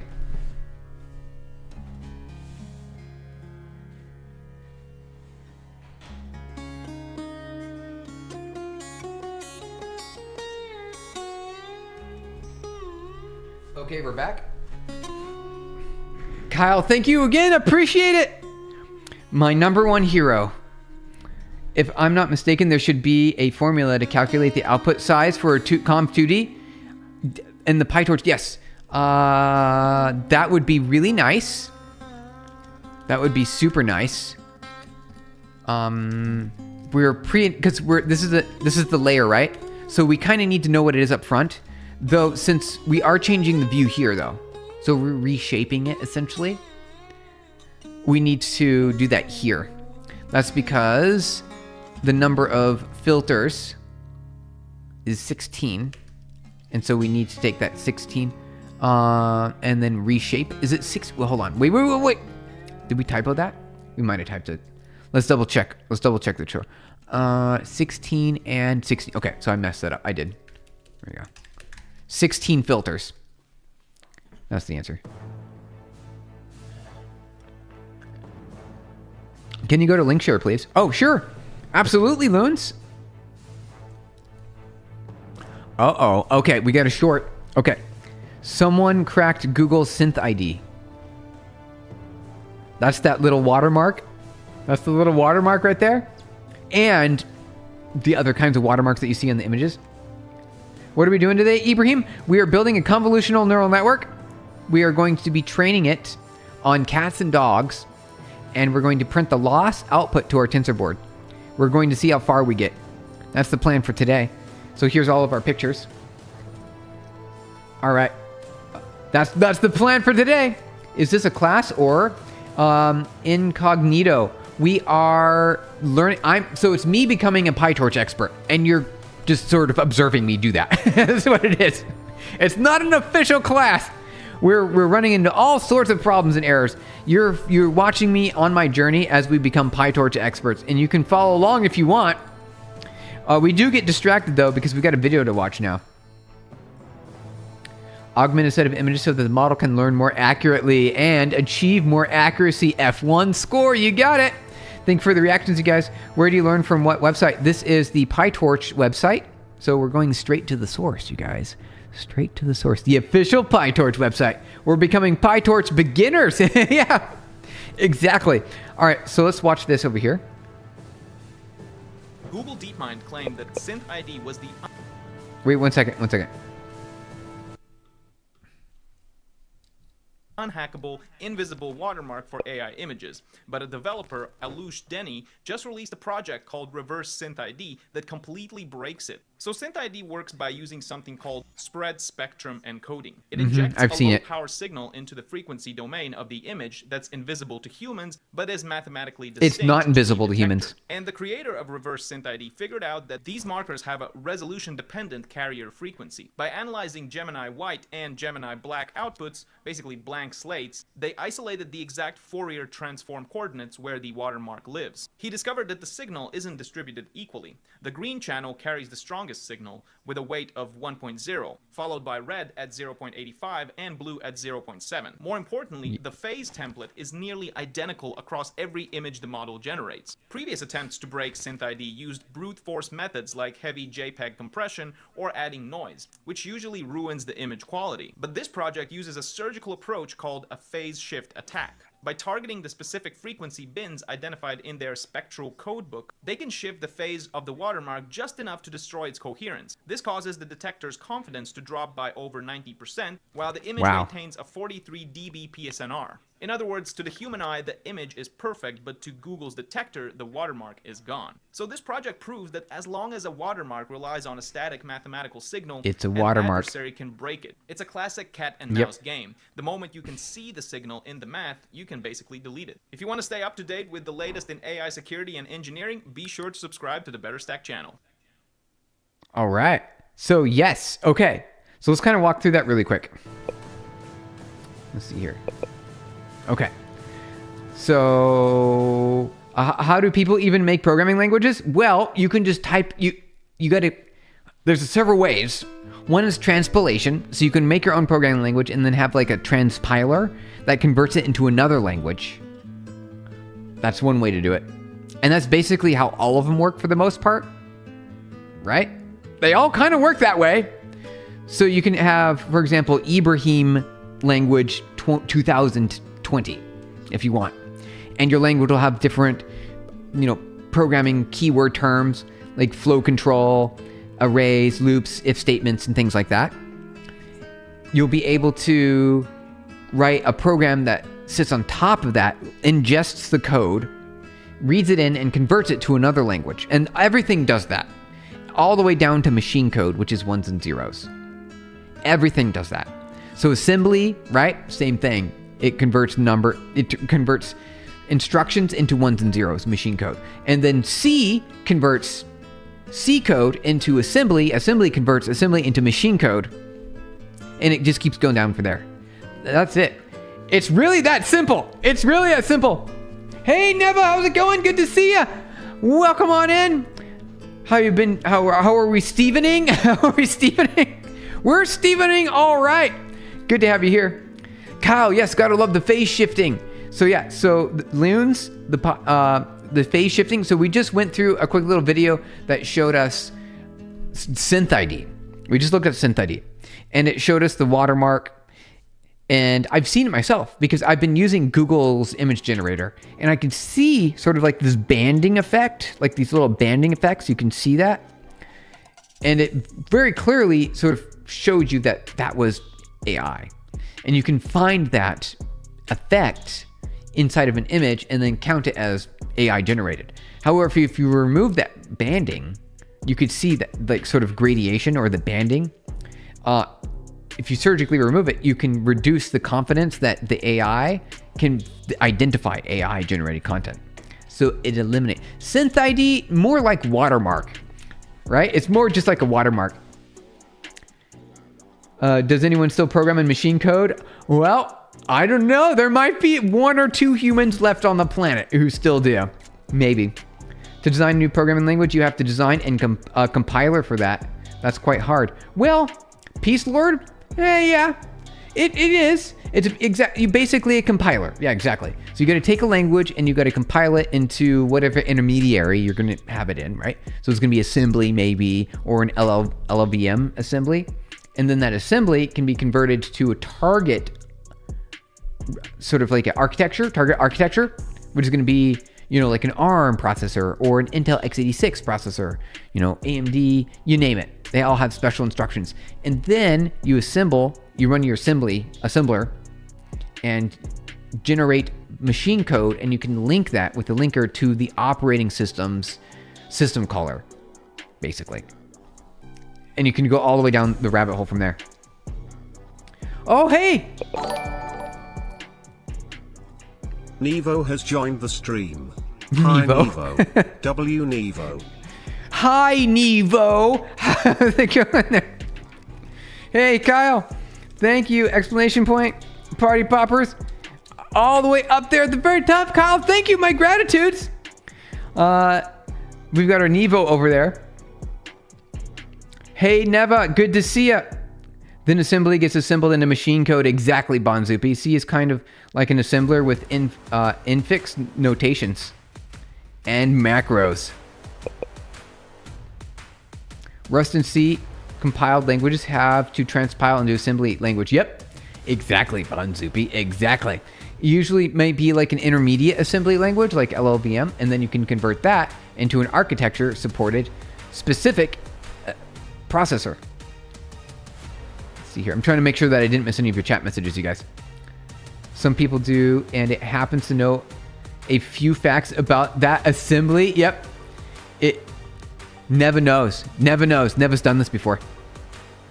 So the most roads point to assembly as an intermediary to machine code, no matter what programming language you're using. Bonzupi. Pretty much, right? Pretty much. Again, the classic fact that the move rax 0 is just slower than XOR EAX. Those are assembly operators and registers. Nice. This stream is very interesting. Appreciate it, man. Peace Lord, thank you. I appreciate you saying that. That's a great compliment. Hey, Nike, good to see you. You changed your profile picture? It's a scary mask of a Halloween mask. That looks like the mask from Scream. The popular mask from the movie Scream. Late stream, pal. Hey, Dreamer, good to see you. Welcome on in. So for us, there was also a stage of MIR. Oh, a mirror stage. So some extra intermediary, not just a little bit, but a whole extra layer. The assembly code that Rust transpiles into is actually crazy. Is it? I haven't seen it. I should take a look. It goes AST, HIR, MIR, LLVM, and then ASM. Whoa! Abstract something tree. What does AST stand for? Abstract something tree. AST acronym computer science. Abstract syntax tree. Okay, so abstract syntax tree, then the HIR, and then the MIR, and then LLVM assembly, and then system assembly. Got it. It's Ghostface. That is Ghostface. For C, it's just AST, LLVM, and then assembly. Got it. Where are you from, Peace Lord? United States, Seattle, Washington. There you go. We're over here in USA. Okay, let's get back to some of our code. Syntax. Ronnie, thank you. Syntax tree. Yep. Abstract syntax tree. Okay, so there we go. Let's try running this again. We're in a good spot. Okay. Let's see here. Let's run our data through the model. I believe 16 filters, kernel size of 6. Is that going to be okay? I think so. Let's do 10 and 10. Let's do 10 and 10. We'll do 20 filters. 2020. 20. Okay. What we could also do is say filters. Nah, let's do them. Nah. Maybe we could do out filters. Out filters equals 20. I don't care enough. I don't care. I'm just trying to. Yeah. Also, some of the ASM kind of ugly. Is it? And weird for Rust features. Like how enums works is kind of just weird. Enums are my favorite thing in Rust.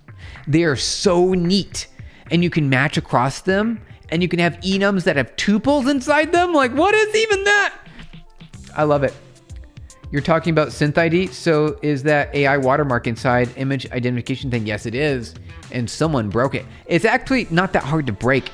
I saw it before myself. I'm like, look at that. You can see it right there. I see it directly in the image. It's like a little banding effect. It looks like it's a gradient like overlay. It's a watermark.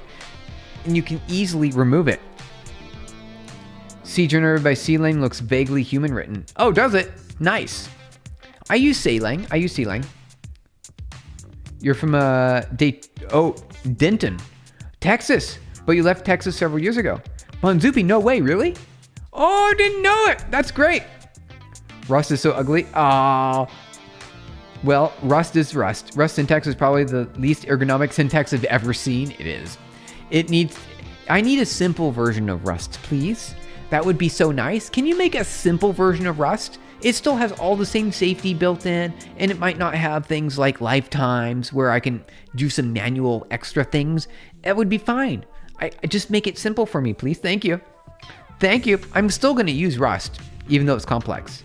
I'd like it to be simple, though. You have to include more hidden layers and checkpoint to monitor the learning so that you can pinpoint what the max value is. Peace Lord.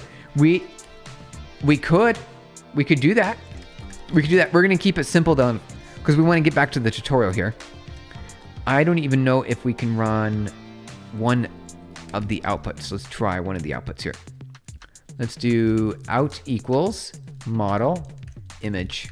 Let's see what happens. I think it's going to crash. Yeah. So we need to change our channels and things like that. Given groups 1, weight of size 6, 1, 10, 10 expected. Okay, so to have channels, but only got 3 channels. Okay, so we're going to have 3 channels. I figured we only have 3 channels. Let's see what that works in. We're gonna have to mess around with this. I think the language you're looking for might be Zig or Odin. Oh, Bonzupi! That sounds pretty nice. Well, one of the nice things about Rust is that it has built-in concurrency safety. Most languages don't have that level of safety built in from a concurrency perspective. Steven, you're working on something that might, that right now, wait, what'd you say, Neva?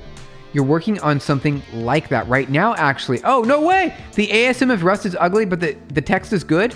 So, Lifetimes are kind of tricky to have in a language. They force a lot of extra stress for the type system.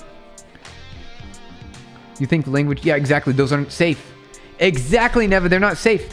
That's one of the great things about Rust, is it adds specific safeties built in, memory safety and concurrency safety.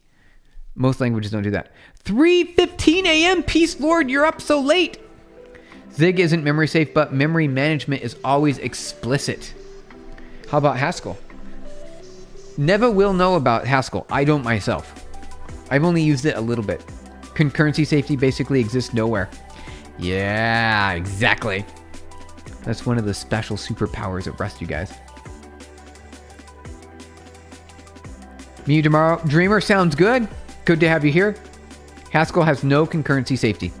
Okay. Go is boring out. Boring is pretty great. Go is boring, but boring is fine. Exactly, Rini. Oh, Rani, you know what? Go is perfectly fine. I've used a lot of Go. It's too much of a Haskell. Ha! I see what you did there, Kyle. It's too much of a Haskell. Like hassle. You're doing play on words, aren't you? It's just more encouraging of immutable stuff. So you have kinda implicit safety that way. Good old Rust, you guys. Good old Rust. All right, Dreamer, sounds good. Tomorrow, you might show up. All right, I have a weird schedule for the rest of the week. It will be around the same time in the afternoon. Might be a shorter stream. Probably it'll be a shorter stream for Wednesday through Friday. Sounds good, you guys. Okay, so let's go back over here. Let's figure out where our problem's at. So let's do return out here. We're gonna get our problem going here. It's already there. Return inputs. See if that works there. Okay, good. Oh, nice, look at that. Okay, so this is pretty great.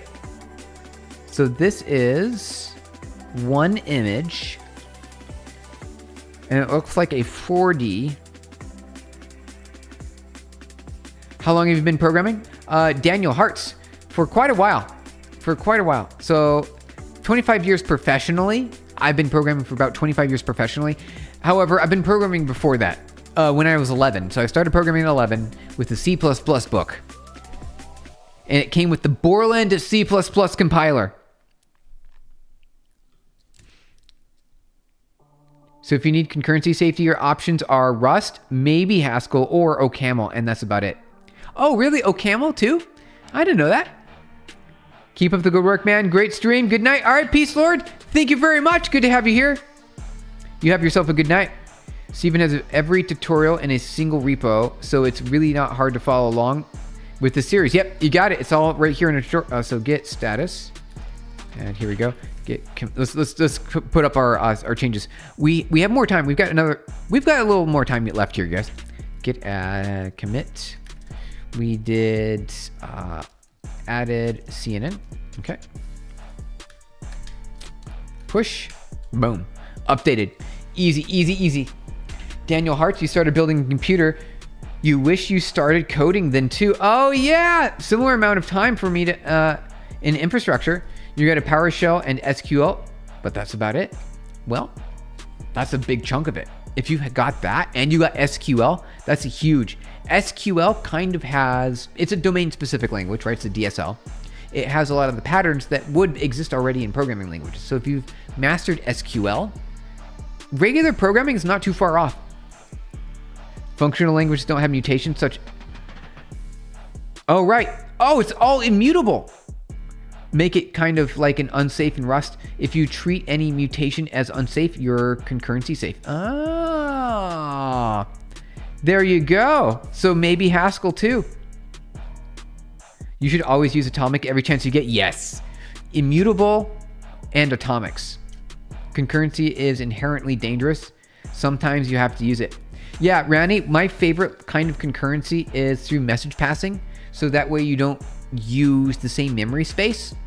It is concurrency for a compute perspective. I don't like to share memory. I like to copy memory where needed and have another processor work on it concurrently. So say if you're building a web server, for example, you can pass a file descriptor ID into a bunch of different workers.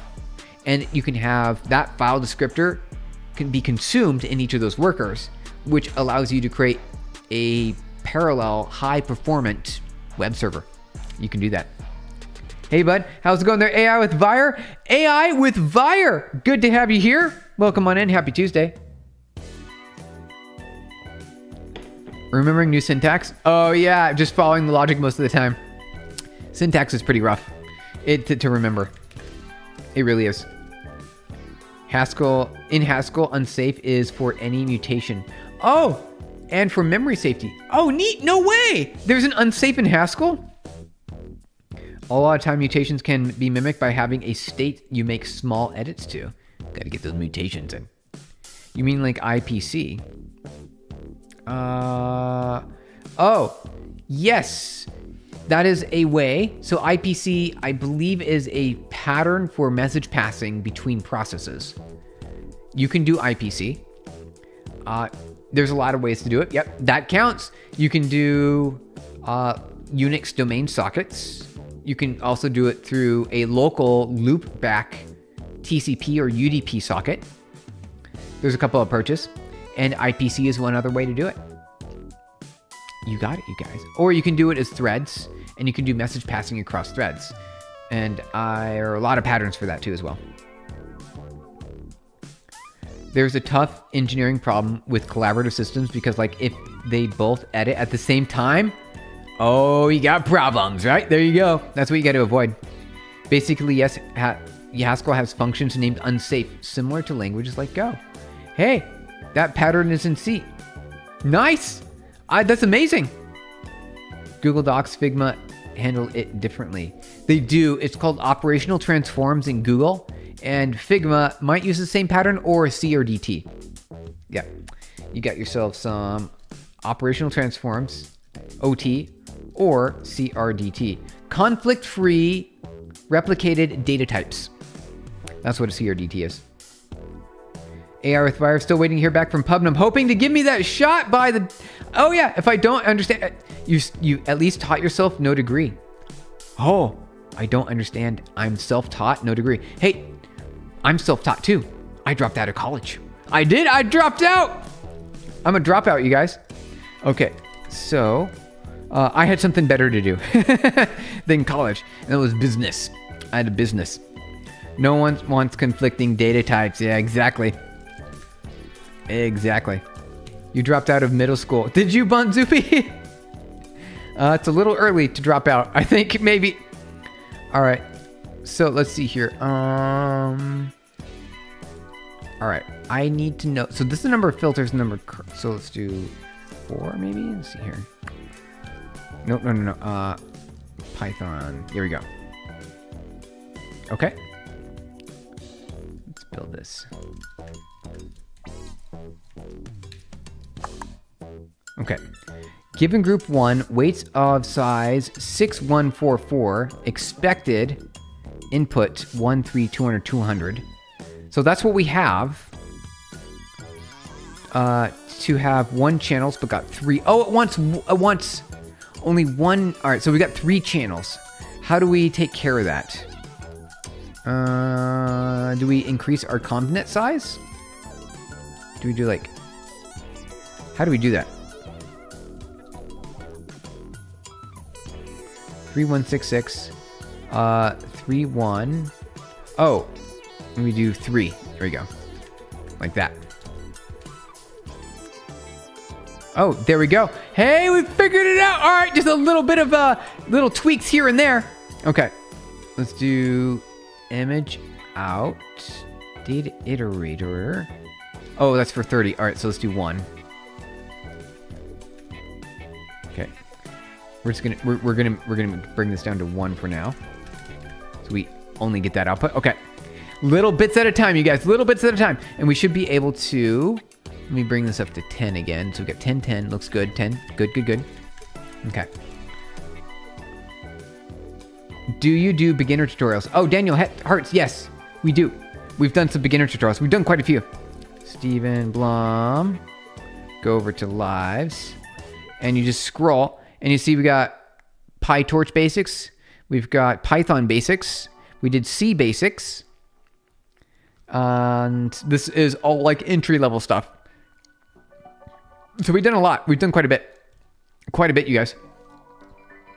The teachers in your elementary school were refusing to put you in accelerated learning program, so you had to drop out? Oh, really? No way! That's crazy. How close are you to being done with Pytorch? I thought you finishing up the other day. Oh, AI with Vire. So we have a long way to go before we're done with Pytorch. We do. We might not finish it. So there is a plan. In a couple of weeks, we are going to change our streams to focus on a new fun adventure. It's AI related. It's AI related. It's going to happen in a couple weeks. It will. In a couple weeks. Nice. 5th grade when you were 10, 11 would have been very unproductive. Oh, it would have been. Yes, that's a point. That's a good point. You recommend starting with the history of computers. Hey, there you go. That's how it all started. And that's how you started too. That's how you got your good to go. AR with Vire sounds good. Nice. Nice.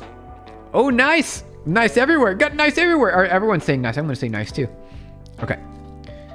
So let's make sure this keeps working. Let's throw a pool layer on that. See if everything looks good. Okay.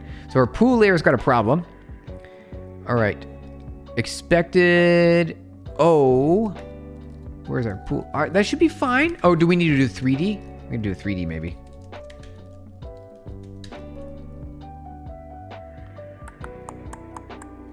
Maybe no.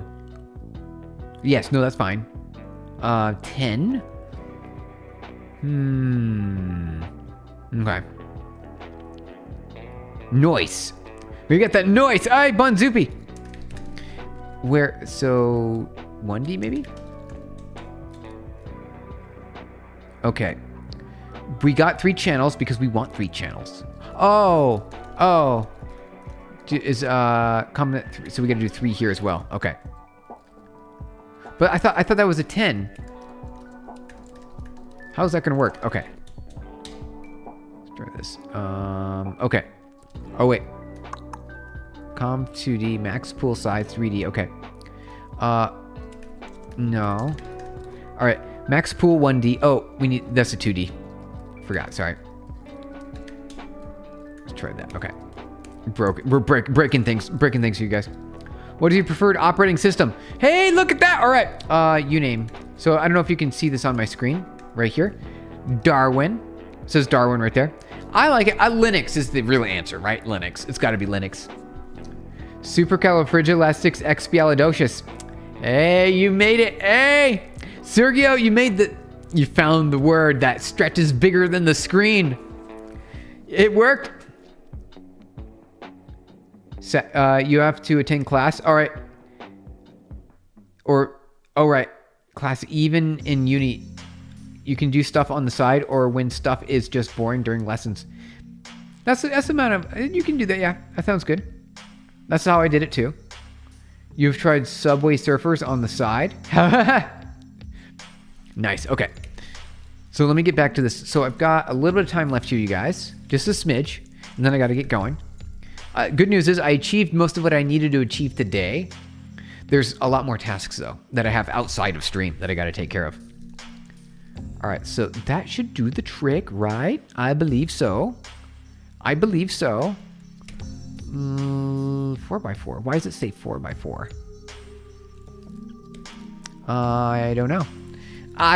But we're going to leave it at 3x3 for now. All right, let's see if that works. Okay. Do you remember me from a couple of days ago? The Real Gilbert. Yes, I remember your name, The Real Gilbert. I'm pretty sure I do. I'm pretty sure. Oh, he likes chess puzzles. I like chess. You have a great attitude. Daniel Hertz, thank you. I wish I had a friend IRL with your energy. Oh, I don't know. Maybe it would get a little... I hold back in real life. I hold back. But on stream, I just let it go. Like, hey, there's some really neat things that we got to talk about. There are. IRL stream, Steven buys vegetables live. Yep, there you go. We got our vegetables. Hey, Gray, it was good to see you. Welcome on in, Grayson. Thank you for saying hi. Good to have you here. All right. So we max pooled this. And it gave us some extra data. All right, so let's go a step further. Let's go to view. Although, wait. Oh, it worked. Okay, so now we need to convert to the linear layer. So let's make sure that it's all a vector. Okay, so it's not enough. We need more. We might need to, that's a very big, that's very big. Shape -1 800 is invalid for input size of very large. We need to change that. We need to change it a little bit. Should we repool it? Do we want to pool again? It's very, very big. How about this? We just increase the pool size, the window. So make that a little bit smaller. Yep, that dropped it quite a bit. That dropped it a lot. Nice. Let's do a 4x4. So we drop it even further. Okay. And then, oh, hey, I like that now. But you know what? I don't know if that's big enough. I don't think that's big enough, you guys. Let's see here. I think we got a problem though. It definitely gave it the right shape, but now it's like too. Whatever. Hey, party hat for 20 joules. Thank you in another life. Appreciate it. My gratitudes to you. Welcome on in. You joined. Thank you so much. Appreciate it. It was a pretty friendly place here, Daniel. Yeah, we got it. Pretty friendly place. Let's see. You were messing around with assembly and some other languages, and you were able to make an operating system, but very simple. You were nice. Two pulls, one after another, just like. Wait, what is that? I can't. Wait, what is a Kiji or Kj? We pulled it up. Which basically is we're reducing the data. So we're doing a 4x4, which does a dramatic reduction in data. Is like. Oh, whoops. Yeah, you're typing fast. All right, no worries. Two pools, one after another is like a lot. Yeah, it is. It is. We need to reduce the data size, though. I suppose we could just make our linear model bigger.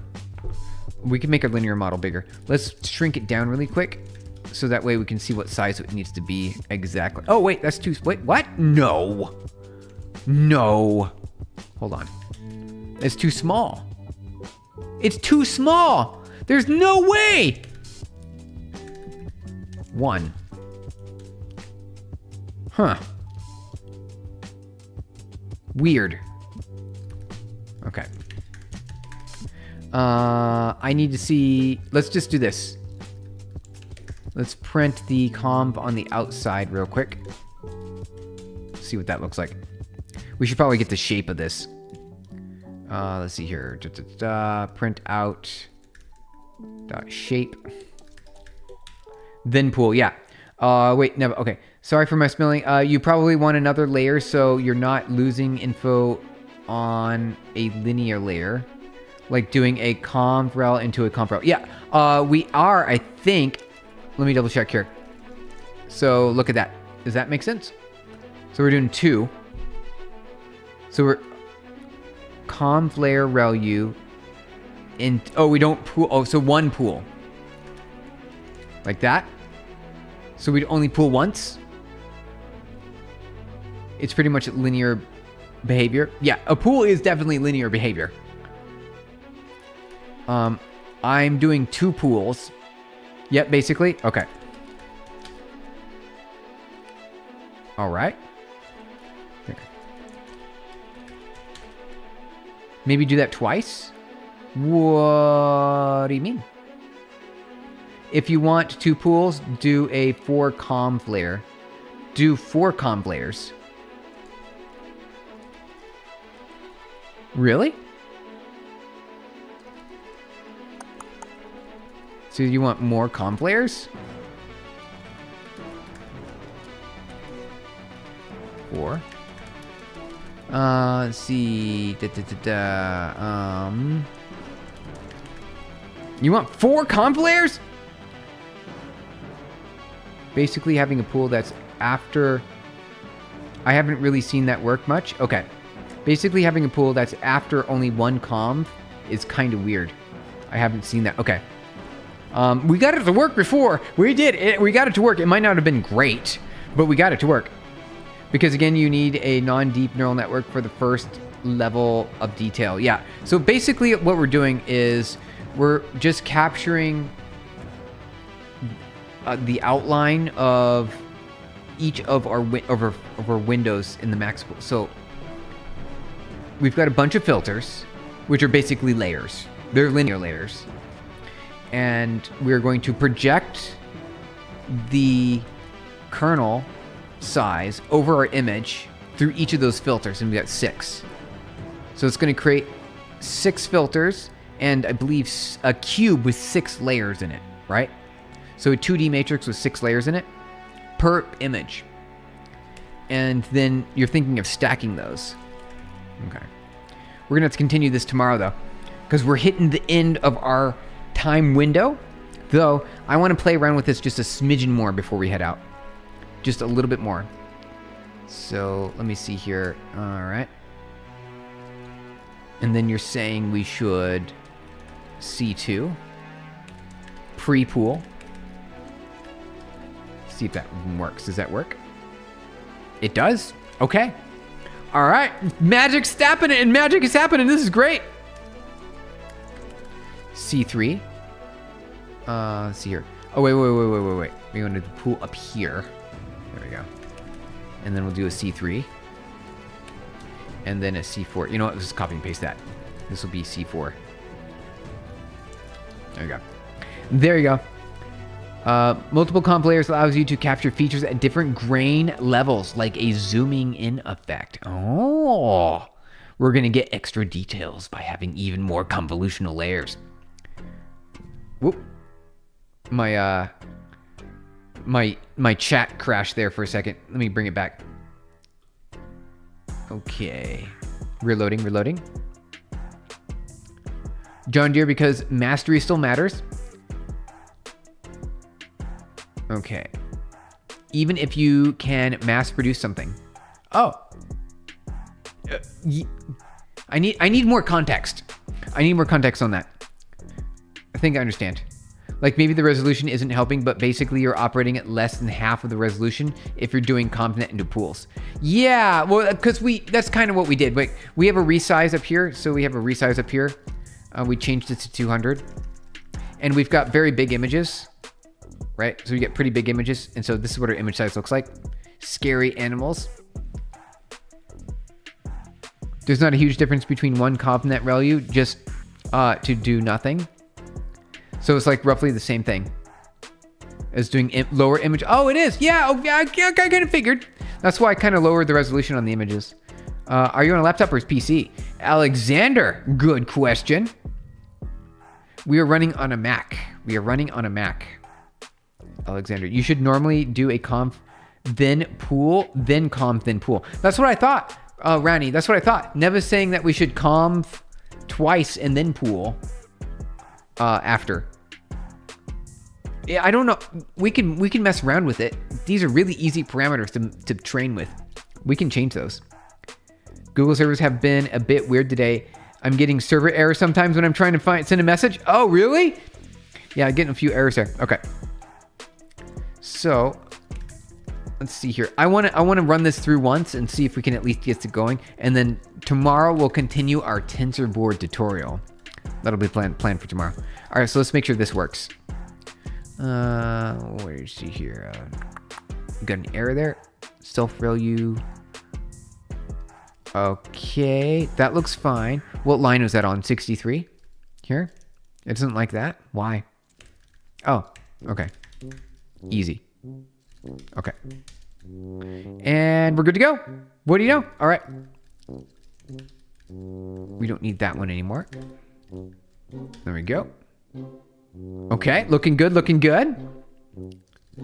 Let's make sure that we can resize this. Wait. Before we do that, see what shape we got here. This is going to be 20 by 48 by 48. So do we want to resize this like this? 48 by 48, like that. See if that works there. There we go. That's what we're looking for. Very nice. Hey, looking good now. Okay, we're figuring it out. You think larger networks I saw were at least 2 comms. Okay. 2 hidden layers is what considered deep. Yes. And it gives you a much larger function space. For example, you technically always a concave function right now, which is you don't know if that's a good idea. Well, we've got 3 layers that are linear right here. And we've got also 4 conv layers and 1 pool. 1 pool, which is just a linear function that grabs in that window the largest value. Hey, Klaus, good to see you, Klaus. How does the double return in the function work? Oh, it doesn't really. It just looks weird. Only this one's executed, and then all this code is dead code right now. It's dead code, so this is never used. Never reaches this code. So none of this code ever gets reached, essentially. I'm doing it as quickly as I'm debugging. I'm debugging my forward pass. And I need my forward pass to debug. Because when I pass this over into my linear layer, now I know the size is going to be a 20 by 3, right? 20, 48, 48. Steven, time check about 4 minutes, right? Exactly, Torva. We only got about 4 minutes left, you guys. So it's no longer always concave because it's three layers, is what you're saying.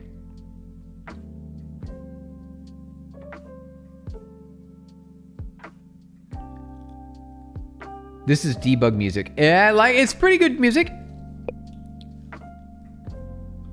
It seems like we're in Silent Night right now. Can we get something a little bit like upbeat?